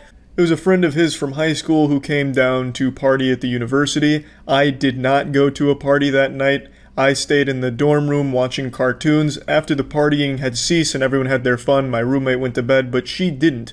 She sat on the couch and watched whatever cartoon I was watching at the time. I think I was watching Justice League or some shit, so she was wet. And she just started talking about how much fun she had at the party and eventually asked me why I didn't go with them. And I tried to play it cool. I said, I had better things to do. And if I had a cigar, I would have lit it in that moment right there and just blew a big fucking puff. I was really trying to be suave about it, but the reality is the reason I didn't go was because I wasn't invited. It was a very low-key party, and this was when I still wasn't super familiar with my roommates. They were probably afraid I'd crawl on top of one of the tables and start trying to lead like a virginity chant, like, raise your hands if you're a virgin. Oh, just me? Even better, something weird. So they didn't ask me to go, which is why I wasn't there. But anyway, of course, me being this virginity evangelist that wouldn't shut the fuck up about virginity, we talked more about some shit, I don't remember what, but of course, me being the mysterious anime loser virgin extraordinaire back then, I eventually steered our conversation into a talk of virginity. And I started telling her about, how great it is being a virgin and how, maybe I'll lose it soon if I'm really feeling like it, as if I had, a ton of options, like my fucking cell phone was full of applicants to take my virginity. And she said something that still rings in my ears sometimes when I'm trying to go to bed. After telling her all of this about my virginity and telling it with a, a real smile on my face, really fucking saying it with my chest like I am a virgin, she hit 19-year-old Charles with a giggle and a wow, that's so sad. And she thought I was kidding, so she started making jokes about it, and I insisted that no, I was being serious, and I was like, damn. On the inside I was like, damn, that was brutal, that shit hurt, but she's not wrong. The more I say it out loud, the more I realize how sad it is. And then she goes on to say, I'll suck your dick if you want. And I went into a full fucking meltdown mode. It was like something out of Tom and Jerry when like the stars are going around when they're like knocked out. I was having like a fucking meltdown. And I eventually just went into like full Redditor mode. I was like, oh gee, whoa. No, madame, I could never ask such a thing of you. Absolutely not. I would not have that. I'd like my virginity to stay, thank you very much, you harpy, you succubus. So I stood my ground and declined the blowjob, which was a more than generous offer from her, might I add. She was just gonna take one for the team, a real champion. Like, what a great friend my roommate had. And honestly, I probably saved her life by declining that blowjob because I don't think she quite knew what she was dealing with and getting into. She was about to bite off more than she could chew. She was like Icarus flying way too close to the sun. If she did give me that blowjob, I would have blasted an unholy cum shot at an unreal velocity that probably would have pierced the back of her throat and gone out the other side. It would have looked like she got hit by a fucking sniper. My wiener had never even been accidentally touched by a human female. The closest thing my cock ever got to a girl touching it back during that time was when a girl accidentally hit me in the balls with her criminology book when we were standing up from the table in the classroom. So if she blew me, I would have busted a nut of biblical proportion, a dangerous nut. So really, I made a noble decision and saved her life by declining that. And I think that incident right there where she said it was so sad that she was just going to offer me a blowjob really put it in perspective how sad it really was. Because it was so sad that not only did she tell me to my face how sad it was, but she tried to offer like consolation, as if she was trying to console someone who was grieving. Pretty wild stuff. And I figured I'll share one more story because this one's just as embarrassing. Probably not as embarrassing, though. Probably worse. Before my sophomore year of college, my high school had a reunion party at one of the girls' houses, and this is when I just started drinking, and I was getting after it. I was fucking hitting that alcohol real hard. And one thing that I talked about this in the previous bragging about virginity video, but one thing I used to do is I would get drunk and start bragging about my virginity in different accents. Well, I remember at this high school reunion party with all my old high school classmates, I reached that level of drunk where it was time that Irish Charlie come out and start talking about his virginity. So For the whole night that I can remember before total blackout, I was talking in an Irish accent about how great it is being a virgin and how everyone who had lost their virginity had just failed to reach enlightenment. I was the happiest one being a virgin, all in an Irish accent, of course. And then I do remember one of the girls kissed me and I pre-came down my leg. I don't know if it was like a pity kiss or something, or like pent-up feelings from high school, though I doubt it because I was a real fucking weirdo in high school. But I remember one of the girls kissing me, and I pre-came down my leg. At least that's what I tell myself, that it was pre-cum. Honestly, it could have just been a full load that I blew down my leg. I really don't know. But I do know I wasn't invited to the follow-up high school reunion party the next year. So there's a very good chance that I might have just shit myself, honestly, down my leg. It could have been anything. It could have been any mystery fluid coming out of there. I couldn't tell you. But yeah. Just a couple more tales from this time where I thought bragging about being a virgin was cool. Again, the lesson to take away. Bragging about virginity is a weird thing to do, so yeah, probably just avoid that. Don't do that. That's it. See ya. Hello, pussy slayers and dick destroyers. Today we'll turn our attention back to the gold standard for educational videos, Expert Village. Last time we tuned in, we learned how to flirt with a girl, but sometimes flirting isn't enough to get the girl. Sometimes you need to impress her, and what do all girls love? That's right, breakdancing. So let's learn how to breakdance. Hi, I'm Austin McBride with Expert Village. Today we're doing some breakdancing. Today I'm going to be showing you all what is called a suicide. Disclaimer, he's not talking about actual suicide. That's a very serious subject. He's talking about a very popular breakdancing maneuver. If he was talking about real suicide, Logan Paul would be here ready to vlog it. A suicide is at the end of a dance maneuver. I'll be doing up rocking, getting down into the floor moves, backspin, and then a suicide out, which hopefully should look a little bit dangerous. Time for another disclaimer. Please don't try this shit at home, mainly because he didn't teach you how to do it, contrary to what the video title would have you believe. What I skipped here is really him just going over what a suicide is while incorrectly explaining it, and even going as far as to touch on a bit of the lore surrounding the maneuver. Now let's see B-Boy Danger execute it flawlessly.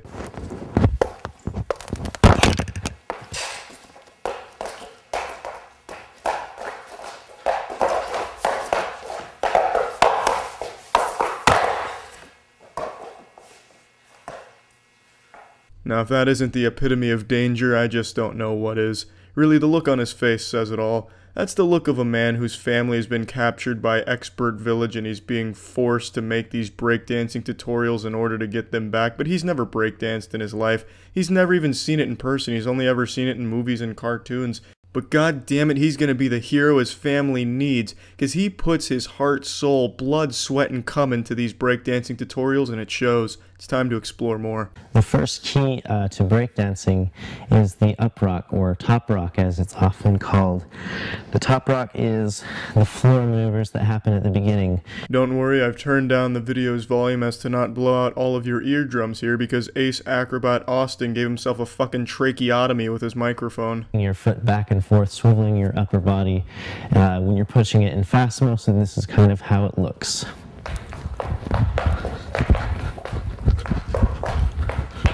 And that's kind of a look of how we up rock or top rock as we're preparing for some more advanced breakdance maneuvers. Here's a fun fact about me not many of you knew. I used to really want to be a b-boy when I was younger, and by younger I'm talking like high school age. I thought it would be a chick magnet. I thought there'd be vaginas being tossed at me left and right. I'd have to be slapping clitorises out of the air because I just had too many coming at me. Unsurprisingly, for the summer I dedicated to learning the art, I sucked a lot of asshole at it. I wasn't good at it at all. But the one thing I could do was the top rock, or the up rock. Not that that's a grand achievement or anything, it's a very easy maneuver. It's so easy I feel I could teach my dog to do it. I think there's no one out there that would fail at the top rock. Until I watch this video. It's certainly a dangerous, a little bit of an athletic maneuver, and I'll just show you it straight off without any up rocking whatsoever.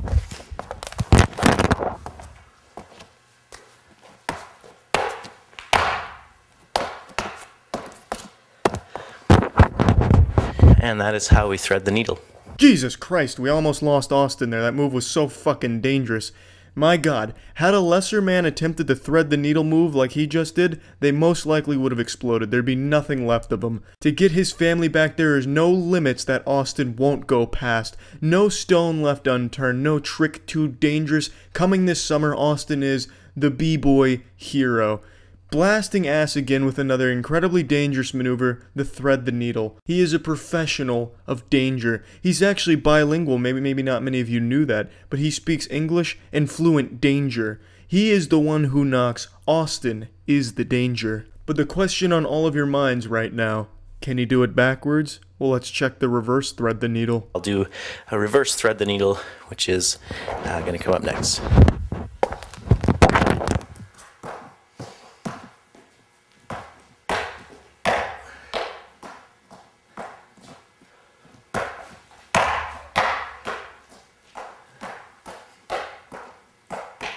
Are you a believer now? I'm going to show you all today how to do a freeze out of a backspin. So here goes.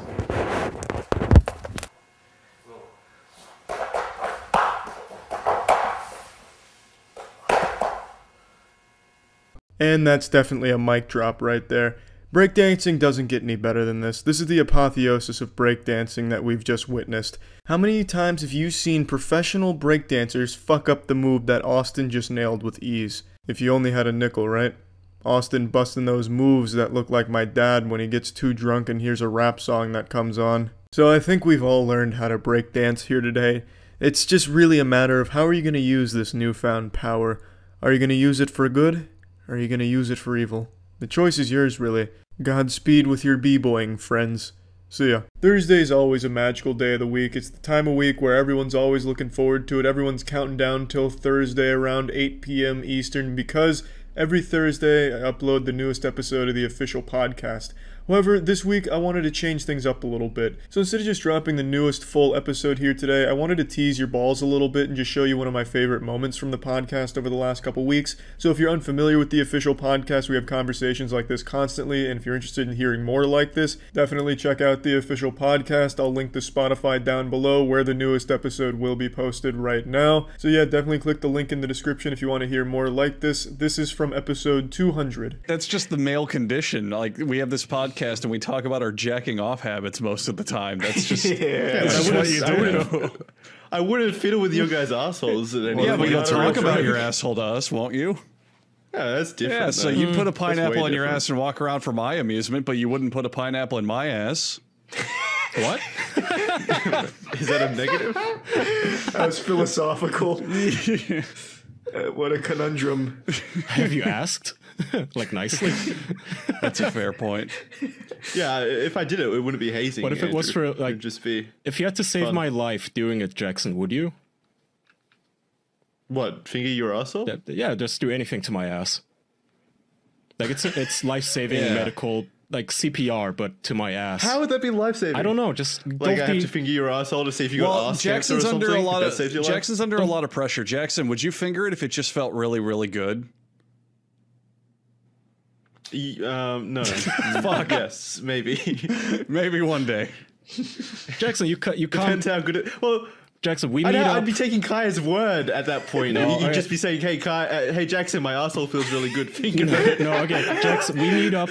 I don't know if I want to take his word. We meet up again in America. Okay, you come home for some reason. You were alone out. You find Charlie, me, and Andrew on the floor, unconscious, asses bare. You find Tiana also. She's like bloodied, barely holding on to her life. She says, "You have to lick one of their asses. It's the only way." And maybe there's like demonic symbols on the floor. Maybe it's like some sort of a summoning gone wrong. Would you? Wait, where are you? Where are you? On the floor. At that point? I told you, the three of us are unconscious on the floor needing help. Yeah. Would you lick one of our asses to save our lives? Yeah. Oh, only one of you? Yeah, licking one ass saves the life of all three in this chain ritual. The antidote is in all of our it's in all of our asses, but you only need enough antidote from one ass. That doesn't make sense. It will banish the Babadook. Babadook. Make sense. No, yeah, just go with it. Would you or not? It would make more sense if the antidote was on my tongue and the only way to deliver it was by Fine. licking Why your do you asshole. want to lick all of our asses? Jesus. That's what you get hung up on.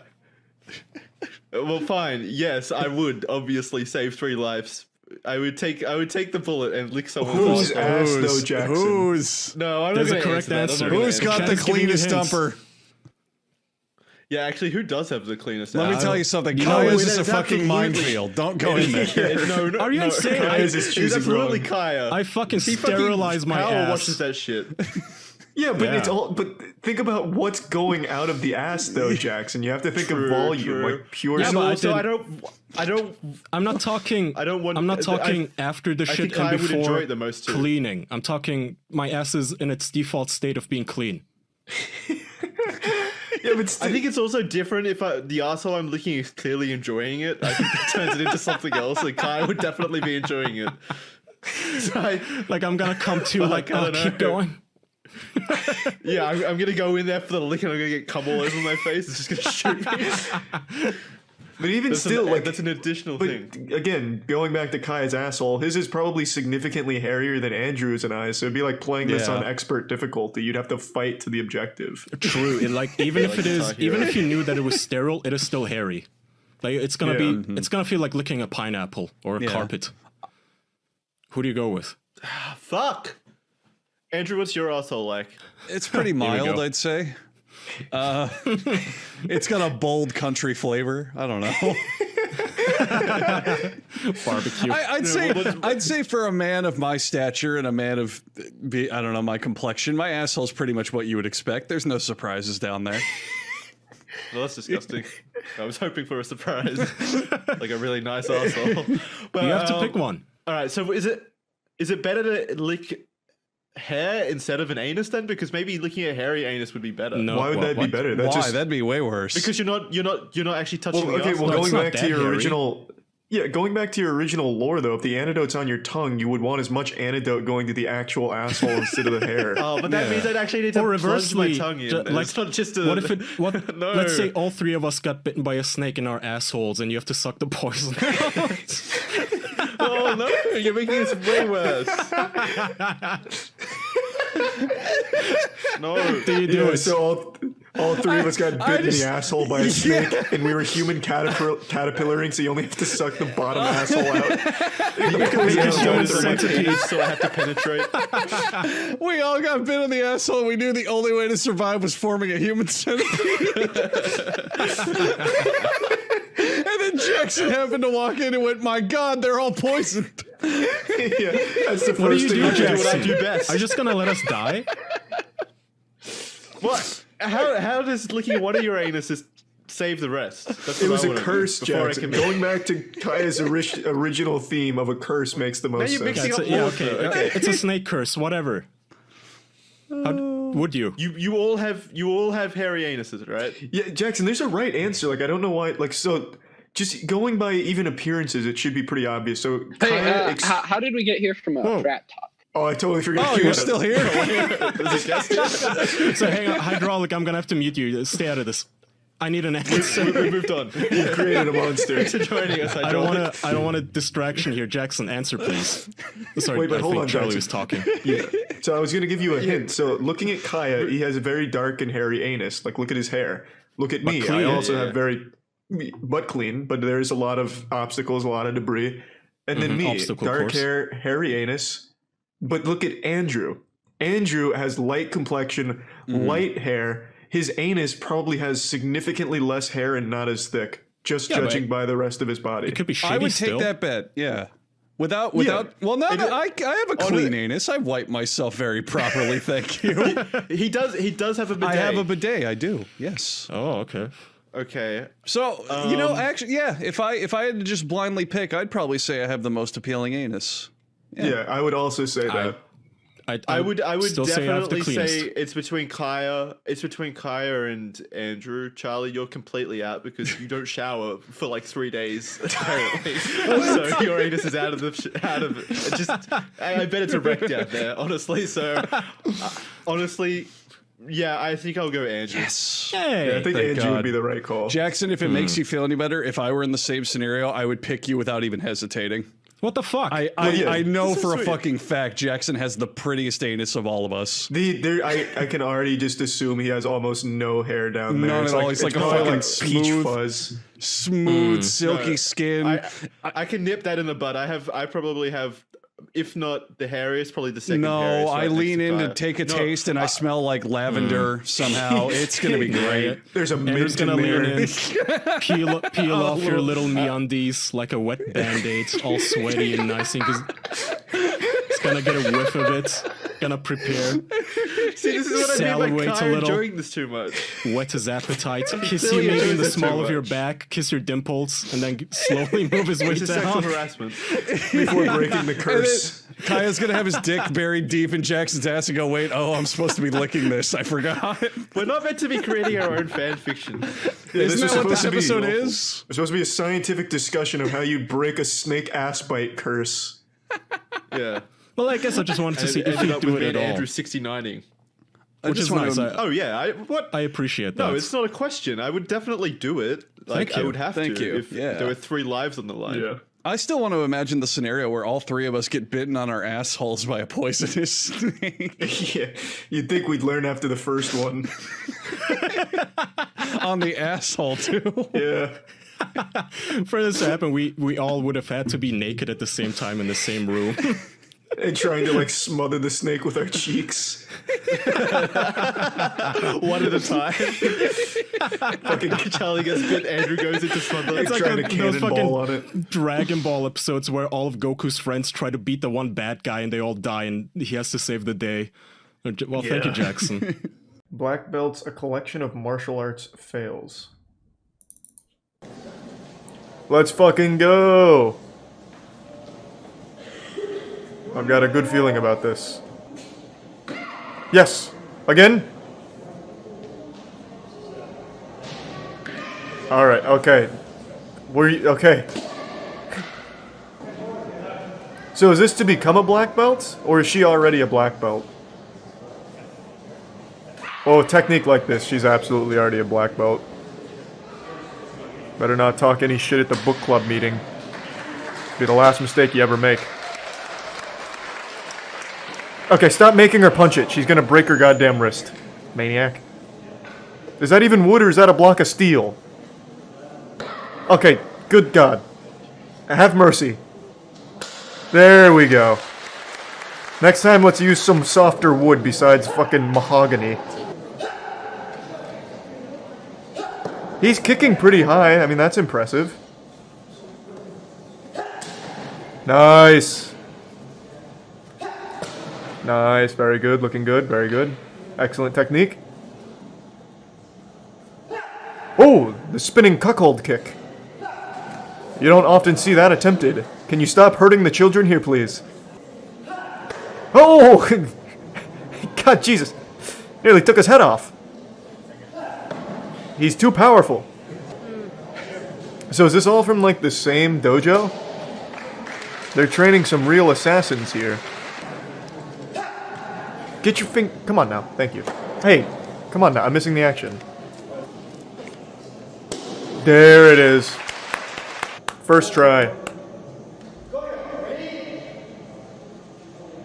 Exit Prime Blue, Wolfie, and the resub fraud.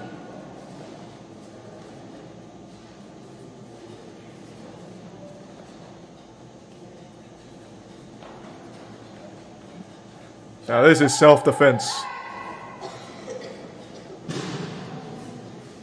I always wonder when this would ever be helpful, to have like a routine like this. Like, let's say someone's coming up to steal your wallet. Like, how is this gonna help? Like, you just go into an interpretive dance. It's supposed to be for discipline. Oh, like if you can embarrass yourself using this, you can do anything? I mean, far be it from me to question the efficacy of the technique, but I don't feel like this would get a whole lot of... Like, let's say you're being ambushed by a group of ninjas, right? And then you break this out, you're still fucked, right? I'm sure you guys can already tell just by looking at me, but I'm actually trained in martial arts. I was a black belt in Taekwondo. I even won a couple of Taekwondo showcases. I have the trophies to prove it back at my parents' house. So I know quality martial arts when I see it. And this is some of the best I've ever seen. Show us some moves. I'll show you a little high kick. I think I've still got the flexibility. I can't do it towards my webcam or my balls will fly out. But, you ready for this?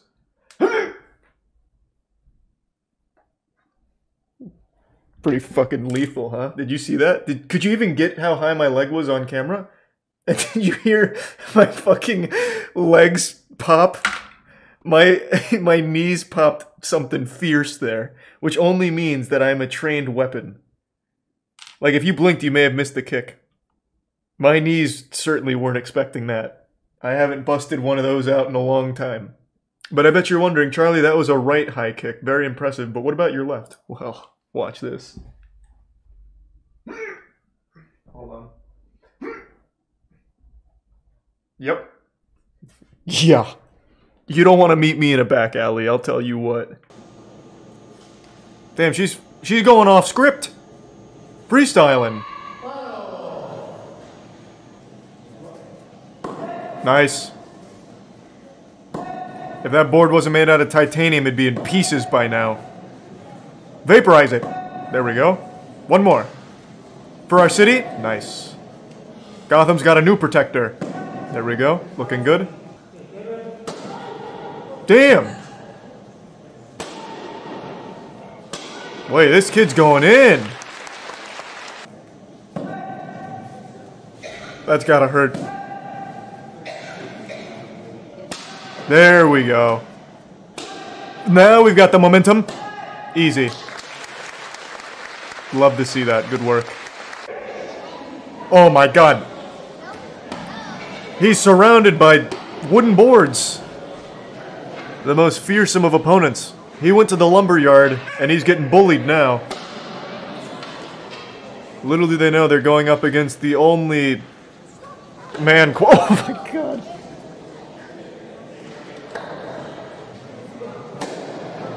Very nice. Oh, capoeira style, I see. Classically trained. Very good. I don't know why he pushed her down. He's getting too into the RP.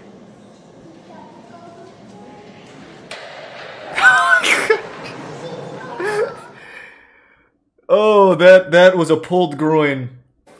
You hate to see that. Let me see the technique one more time. What was he trying to do? What is this? What is this apparatus here? It's just like a bunch of shelves. I guess it's like you're trying to demolish your bookshelf. You'd want to do one of these kicks? Like who the fuck are you fighting here? Are you fighting two kids on top of each other in a trench coat like they were trying to get into an R-rated movie and you're saying no thank you? You're just fucking trying to go through two of them? Yeah, I guess if you just don't like ladders, you can try that. It's an axe kick? Oh. I see.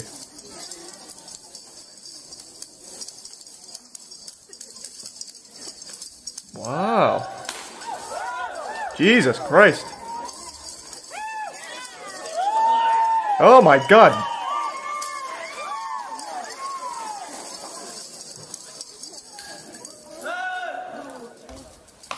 Oh, be careful with that.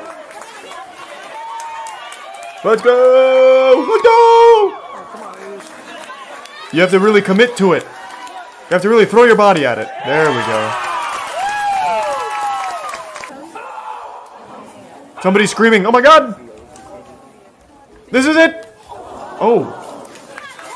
Alright, let's go. Shake it off.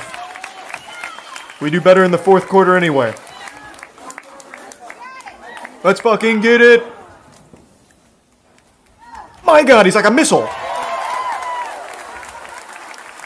Did he break his leg? What happened? Bro, finish the routine. Break the wood. What happened? How did he even hurt himself?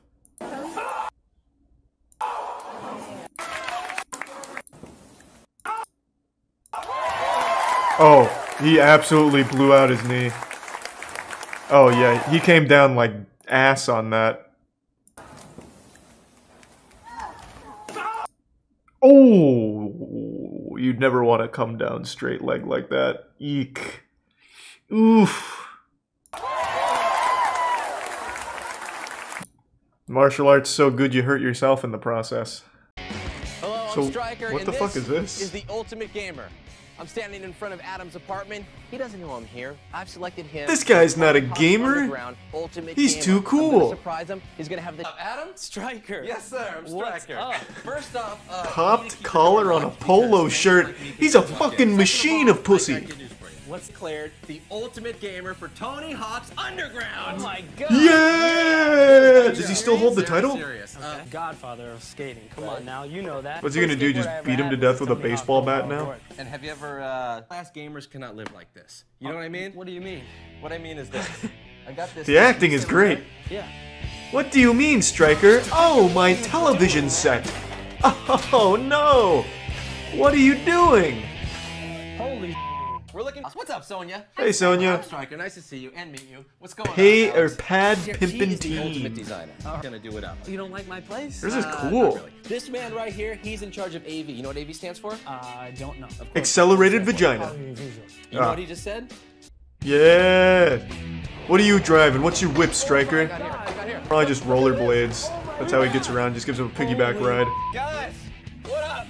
Oh my God. So how did they choose this guy as the ultimate gamer? They just assumed. I'm driving. He plays games. Sure. Oh yeah. Is he still a custom or a skater in the game? Can I play as Adam right now? Or do I need to use some kind of game genie? Adam, get in here. Yes. Whoa! Whoa! Nice. Be a virtual Adam. Whoa! It looks just like him! It is you. Holy You shit! guys have no idea. I am in. Which one's the real Adam? I can't tell anymore. Next, we see him sitting there. Come with me. Oh god. Adam, this is for you. Yeah. Right here. And now put the diaper on Tony Hawk. Oh my god, dude! Tony Hawk! Yes, oh my god, dude! He just wipes out and like breaks his neck. What's up? Hey, what's up, Adam? Fucking dies. Oh. Adam, still alive, huh? No! Let's beat him up. Yeah, bully him. Fucking gamer. Playing with all of these. Crank it. All right, you guys. That's just what a gamer would say. Crank the box. I paid for it myself. Wait, the Ultimate Gamer Advent Rising. That was one of my favorite games ever made. This game, it was made by Donald Mustard, whom, if you're a Fortnite fan, you know, he's the guy that always goes up on stage, hands in his pockets, like a real smooth operator. Like, after just finishing a threesome, he graces Jeff Keighley's award. Donald Mustard made this game with, what was the company? Mojo? I think it was Mojo. Advent Rising was supposed to be a trilogy to be like the most cinematic masterpiece for the Xbox. And they only ever released one game because it flopped so fucking hard. And I still have the original disc in the case. They ran a scam where one lucky person who bought the game would win $1 million. But they couldn't afford to pay it out. And then the company folded. So they never got to finish it. But Advent Rising is a great fucking game. Yeah, there it is. Majesco, not Mojo. It was such a fucking shit show, but I absolutely loved the game. But on every copy that sold of the game, it had the, like, you could win $1 million thing. Back and find out what happens today. I can't believe this show didn't do well. I wonder what Striker's doing these days besides ketamine. Please pick me to be the ultimate gamer for Advent Rising. Please. All right, Let's not pretend like you're fucking playing Advent Rising all day. It's like a 6-hour campaign with no replayability. Furniture repair specialist, Matt. Matt, this is Rich. What's up, buddy? Yeah, it's so extreme. Nice, there you go. This is where the $1 million went. Yeah, to pay for this episode. Experiences a real life Advent adrenaline rush. This is 100% where Donald Mustard spent the entire $1 million that he was trying to give away. Absolutely. We need to promote on Spike TV's Ultimate Gamer. And we need explosions and titties. I got some bounce. Rich, come on! Fight back! Don't let Striker manhandle you. This isn't high school. Whoa, Annalisa. Hi, Ultimate Gamer. How are you today? I'm great. I'm great. Nice to meet I you. love My name is gamers. Annalisa. Do you shower? Excuse me. No? You're gonna be able to Okay. play one of the. Rich! Nice work! Oh, did I hurt you? Good. Good job, you guys. That was awesome. That was good, we're all hard now. Full penetrative scene now. What's up, Donald? Hey! You guys, lead Oh, game designer. He's Donald the Mustard! player of this game on the planet. Donald Mustard! Yeah! Actually see Fortnite! What you're about to see. Alright, so this is a little bit into the game. Can't believe you went from fucking this to Fortnite. Advent Rising had nothing in common with Halo other than aliens. Advent Rising is a truly wow. Out of here and get ready to rock. Woo!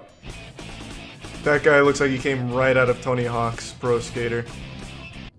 Take this weapon. It's a real loaded weapon. Gotcha. 2 guns. Shoot me in the face.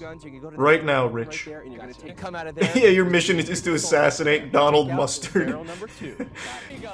There you go. Come on. Unlock her. Got you. Got her. There you go. You got her. You got her. Good save. You did it, Rich. You did it. Wow. Is she bleeding? Wonderful job. You feel good? Yeah. Did the man rescue you? Thank you. Bye. Bye. All right. Remember Wait, what? Advent? Was her back cut? Or was that like his watch? You got her. Is this blood or like a strand of hair? Looks like a gash in her shoulder. What did they put her on? Like a rusty pipe for tetanus? Wow. Up next, Rich freaks out when he sees his pimped out gaming pad. Ah, I hate it. Ooh, who's this? Advent what?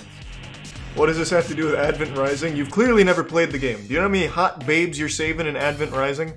All right. Too many to count. Crazy day today. That game gave me my first boner. And we make love. Hey! That's my Nana. There it is, baby.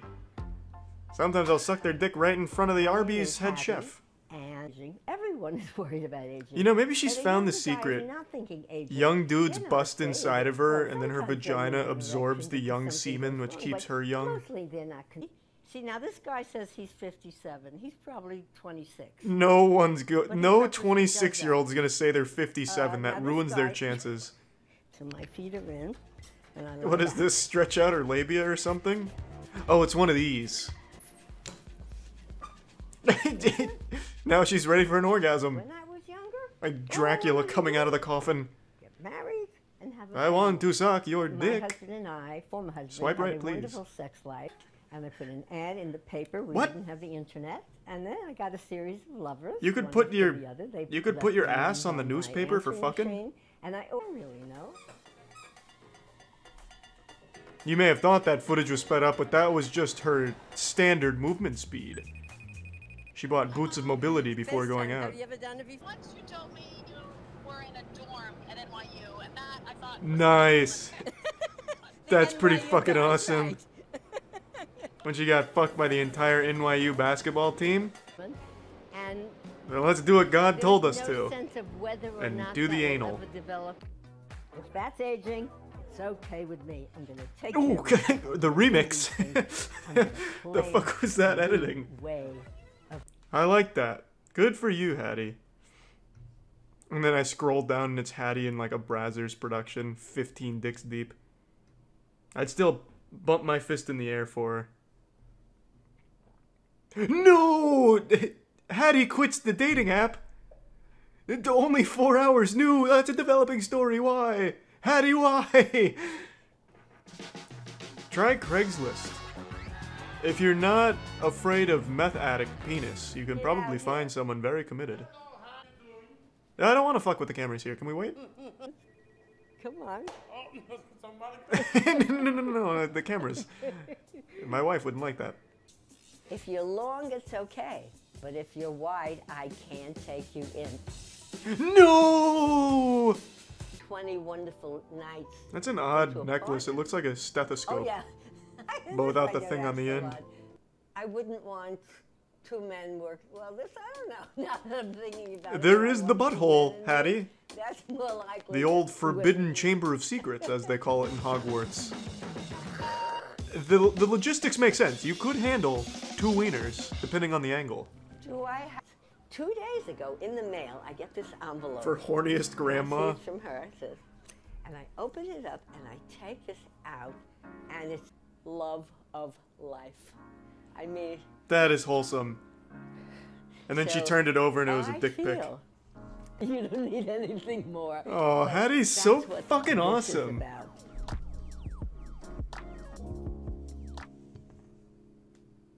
Amen. Fuck yeah. Hey, age gap. Age gap lovers. I hate it. Who's that? Her brother? Who cares if your brother doesn't like you? Person and not over the phone because it is a big life decision. It's probably easy. Well, it's probably easier over the phone. We were going to do a vasectomy reversal. I had a What? vasectomy in the early 90s, and because of the amount How of do you time reverse it? and my What do you do? that opened up the Reattach the epididymis? Or maybe they use like PVC pipe or like a substitute. I have no idea. It's like a mild. You're welcome, my dear. Hey, I fuck your daughter.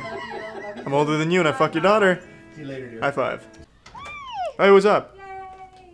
Did you pussies know I fucked this girl and she's 30 years younger than me? Love you. I love you. Drive safe. I'll do it. Text me when you get back. Okay. He treats her like a queen. That seemed like a very scripted exchange, like NPCs talking to each other in a video game.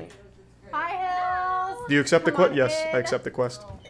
Thank He you. has a vasectomy, for God's sakes. What is he gonna do? Concentrate hard enough to like regrow his epididymis? They have decided to. I think that's what they cut when they do a vasectomy. Hey Bruce, what's up? You still a virgin? The fuck is that, Chris Raygun? What the fuck? Of course it is. Of course it's very strange that she's younger than I am. It's, yeah. So? The age gap, I That's mean, good. It's not exactly negative, but it's just like more like, wow. Yeah, it's overwhelmingly positive, I imagine. It's a, fuck yeah, Larry. How the fuck did you do that, Larry? Blink twice if you're being held captive by Larry. Huge part of my channel. Hello, everybody, and welcome. Oh, she's a YouTuber. Today's video is a highly Today I'm going to show you how to French kiss old men. Today we'll be doing the Fortnite 1 death equals 1 piece of clothing comes off of Larry. Here is actually the chapel at the reformatory, and originally this was the backup plan just in case it poured rain on the day of our wedding. Luckily, it That's a didn't good pour idea. rain, Yeah, and you we just were give able all to of the get married attendees outside in the front tinnitus. of the building. Jesus, not tinnitus. Tetanus. Well, I guess maybe tinnitus if Larry's hitting a gong or something. I don't know. Yeah. Very nice. That's a Prohibition-style kiss right there, baby. That's how we do it. And he's late for his other pussy date. That's why he's checking that watch. Are you going to cause a pregnancy? Why is this guy making fan art of her vagina? Yeah, this is the same couple. It's Larry and Michaela. She's only using Larry for the OMG I kissed an old guy clickbait. Yeah, the long con. She's basically just a prop for he's basically just a prop for her YouTube channel. I've won the lottery.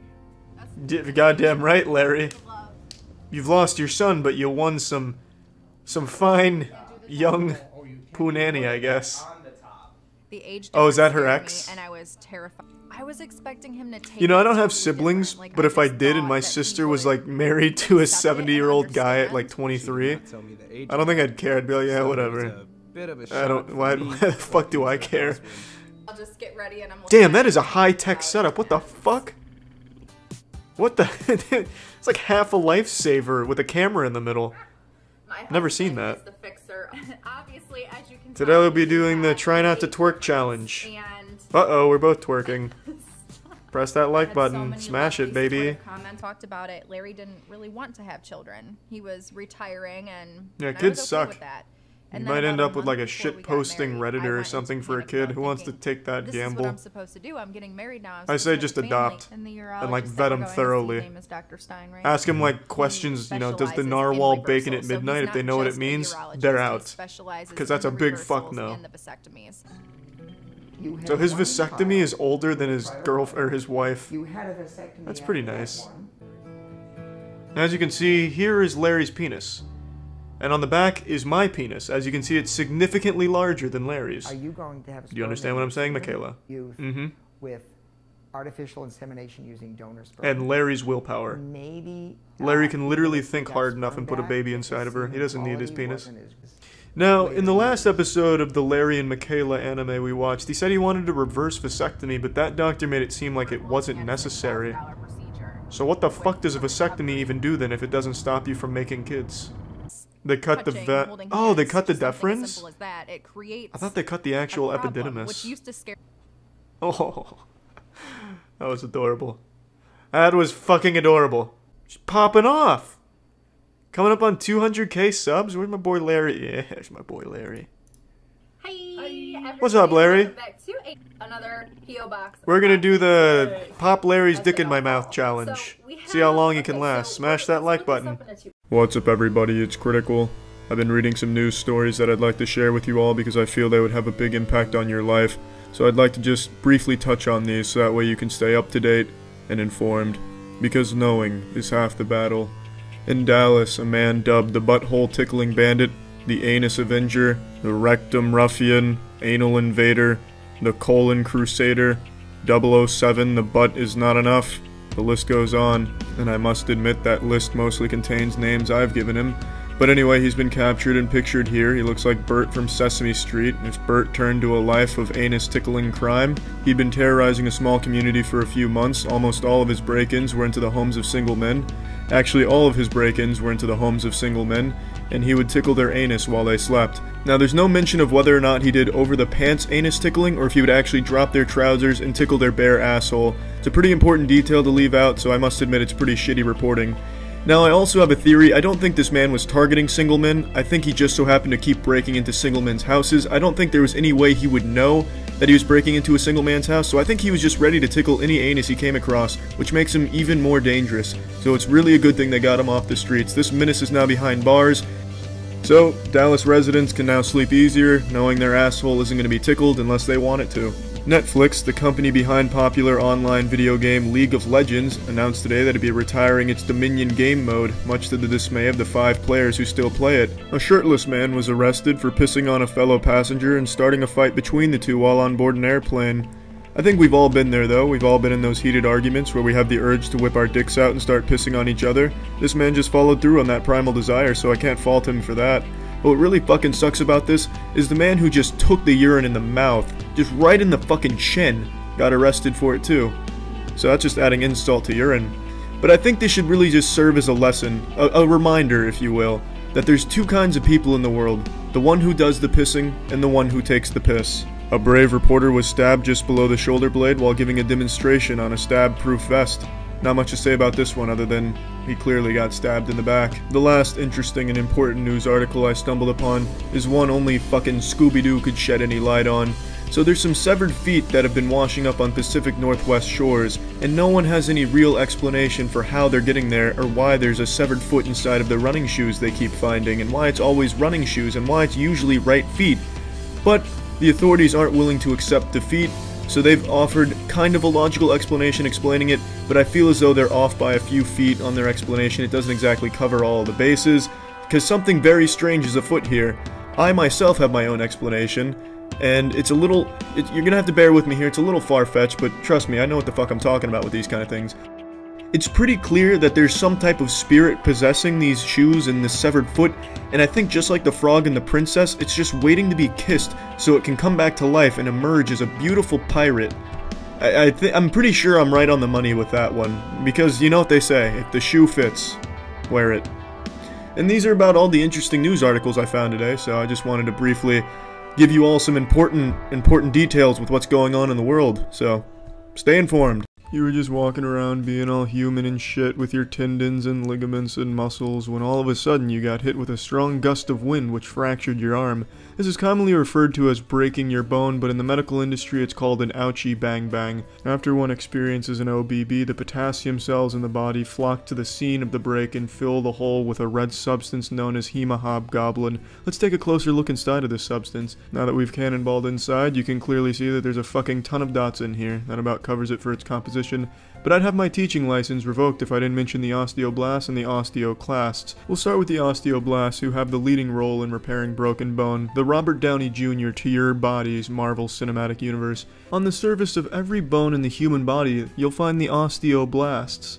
I'm just kidding, you fucking nerd. It's the osteo class. Did I have you going? Are you that fucking stupid? You just got osteo outclassed. These boring losers here are the osteo class. They look like a tomato-covered ditto from Pokemon.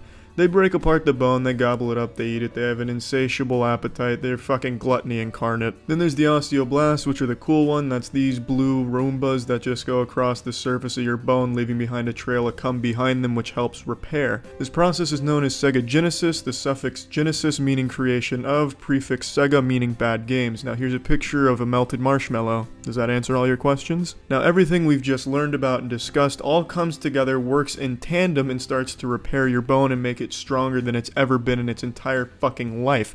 Now as we zoom out here, you'll notice that you don't even end up being the same person anymore. After this process is complete, you become Homer Simpson. Weird fetish videos are a lot like Tony Hawk's Pro Skater 3. Absolutely fucking gnarly. I'm always fascinated by the amount of bizarre fetishes that I can find on YouTube, and today I found a great one. This one is a pie in face fetish. I think that kind of speaks for itself. I don't need to explain exactly what it is. However, God, I don't think you're prepared for just how fucking amazing it is. Let's just get right into this sensual action. I hope you all got a condom on, because you're going to be blowing some fat loads here. So, I bet that you will never guess what we're going to do today.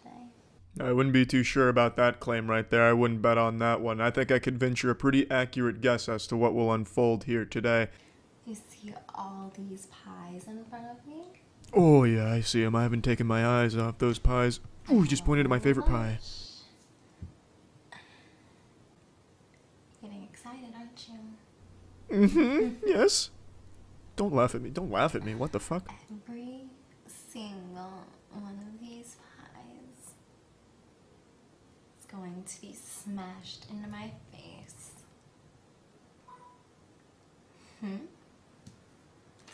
It's pretty hot.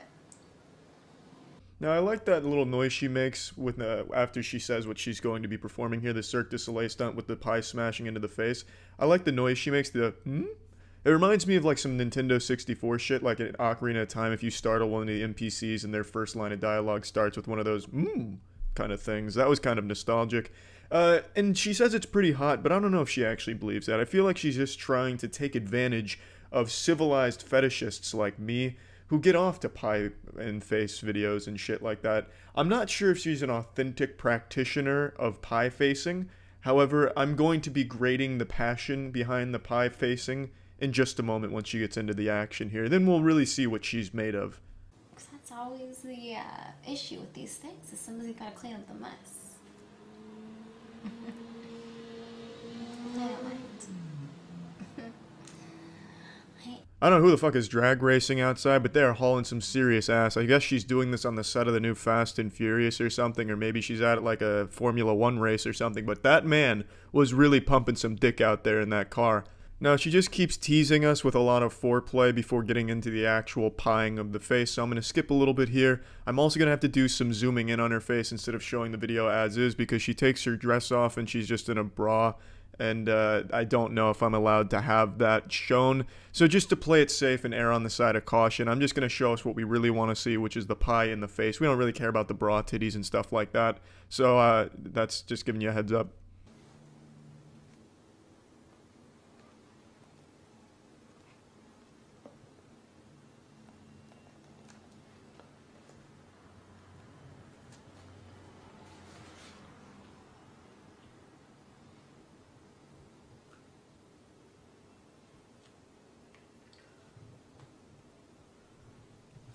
Now that honestly was textbook form right there. Beautiful execution. You couldn't have planned it any better. That was a beautiful pie and face maneuver. I will say I'm a bit disappointed in the quality of the pie, especially on the paper plate. It just seems very low effort, kind of haphazardly thrown together. Not a whole lot of preparation. Not even using actual plates. I'm going to have to deduct a few points from my score on this one as a judge. But overall, not bad. It gets the job done. I masturbated and got off when I first saw this on that first pie. And just look at her face. It's clear that she does love this. She has a very clear love of the sport for pie facing. It's the face of euphoria right there. It's fucking horrifying. It really looks like in the Bleach anime when Ichigo is first becoming a hollow. It looks like that fucking mask. Let's get on to the next pie.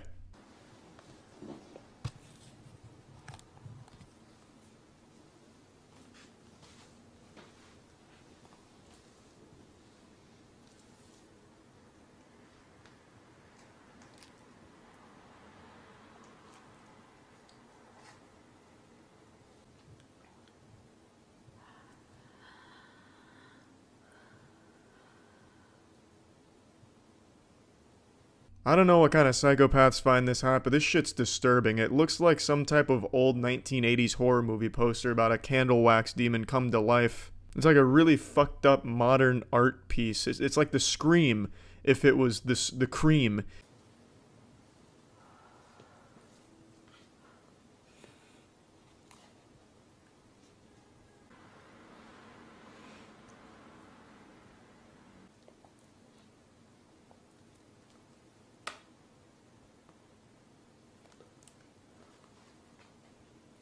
Craziest shit about this shit is there's an actual cameraman here. It's not like her doing this to a static camera in her own comfort, privacy area. There's someone actually watching this hands-on, first-hand, a front row fucking seat. Hats off to that hero for not laughing or being grossed out or ejaculating. I mean, any of those could have happened here. This is a fetish after all. It's a very peculiar one, but you know what? Honestly, I'll give you my stance on fetishes. There's some real weird ones out there, but as long as no one's getting hurt, I don't give a shit. Whatever you're into, go for it. As long as no one's getting hurt, totally fine by me. This shit, totally fine by me. And god damn it does it make for one spicy, beautiful disaster of a YouTube video.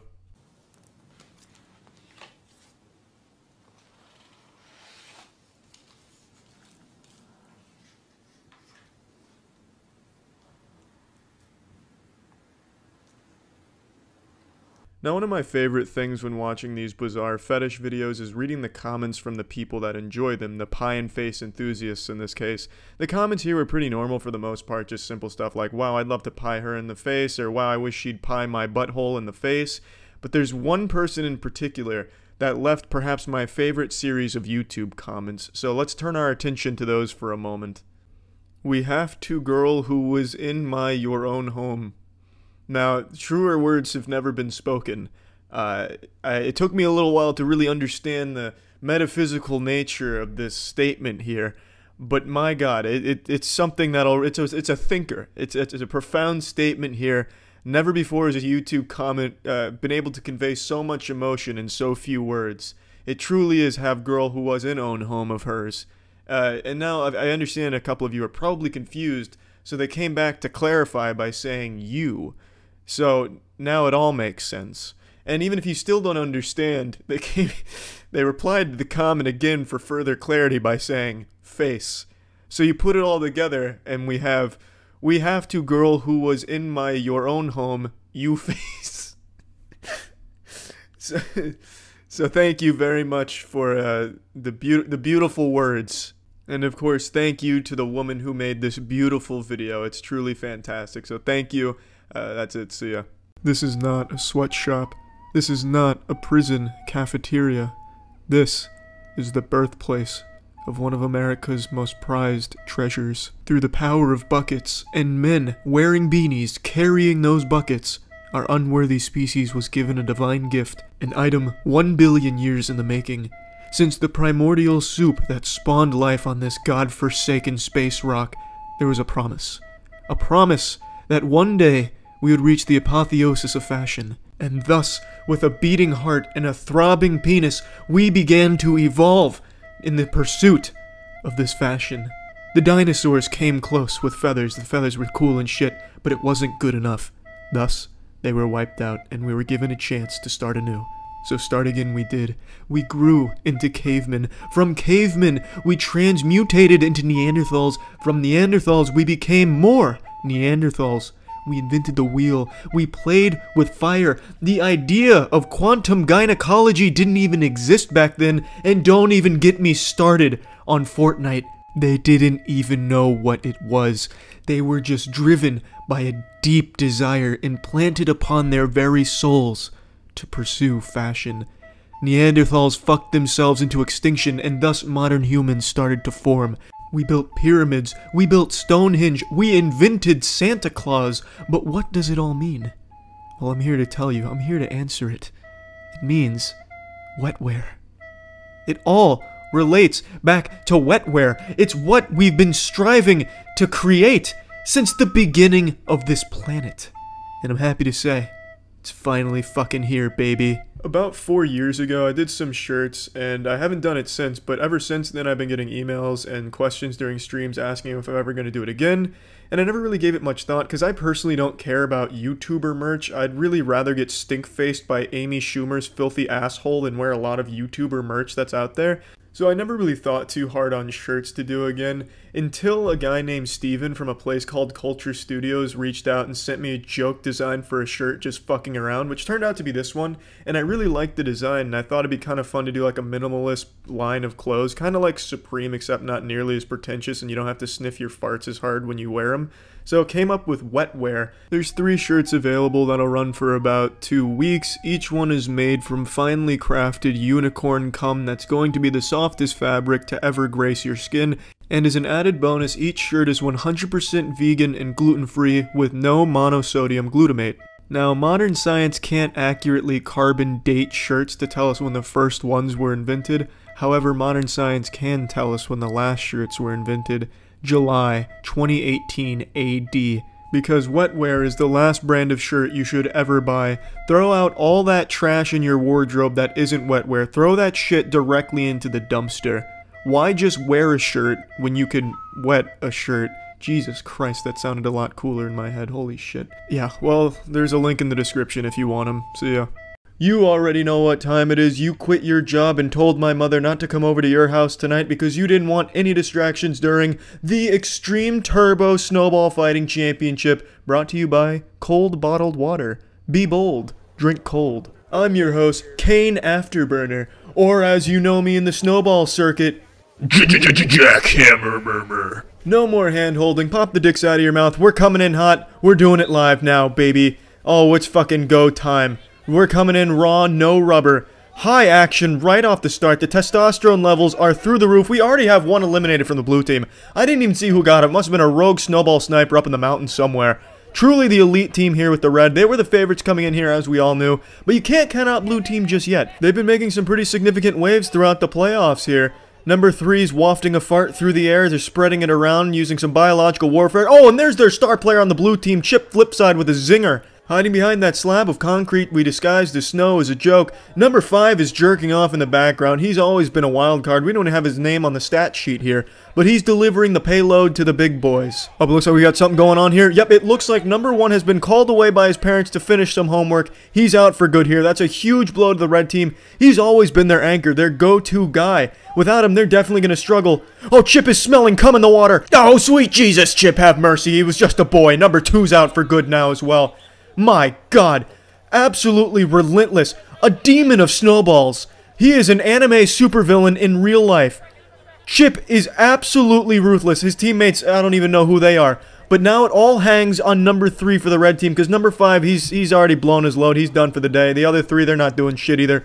Number 3 is their only chance for salvation. Number 3, as we all know, that's Buzz Steelfeather. He's been pretty reliable for red team throughout most of the tournament here, but he's had his ups and downs. Can he squeak out this victory from between his hairless ass cheeks? I guess we'll just have to wait and find out on this episode of Dragon Ball Z here. I tell you, the weather may be cold, but this is just warming my heart here. Seeing some young men out here giving it their all, going full nuts to butts, no holds barred, and really just putting everything they have on the line for the sake of the glory of being the Extreme Turbo Snowball Champion team. And I tell you, this really is just a sport that'll change your life for the better. I used to be the star on the hit sitcom Cody Mahoogly MD, Child Gynecologist Extraordinaire. I didn't specialize in child gynecology. I'm talking about a child who was a fully registered gynecologist for adult women. That's what the show centered around. I didn't write the show. I was just the star, alright? Don't fucking attack me for it. But anyway, one day I came across some snowballs and I gave a good toss at a friend of mine. I was like, you know what? Maybe this is what I want to do for the rest of my life. And then, bang! From there it was all downhill. But I'm getting off topic now. I'm going on a tangent again here. I love sports. I love snow. I love snowballs. I love snowball sports, baby. And the action is certainly reaching its boiling point here. Now, this is edge of your seat shit now. The championship belt is anyone's to grab now. This is the epitome of action. The crowd is going wild. We can hardly control them. We gotta get the riot police out here. It looks like the cameraman fell asleep for a little bit. Nice looking little mountain though. And it's still going, baby. Alright, I guess the refs got bored and called it off. What a great first round. I can't wait for the 20 more rounds to follow. Stay tuned.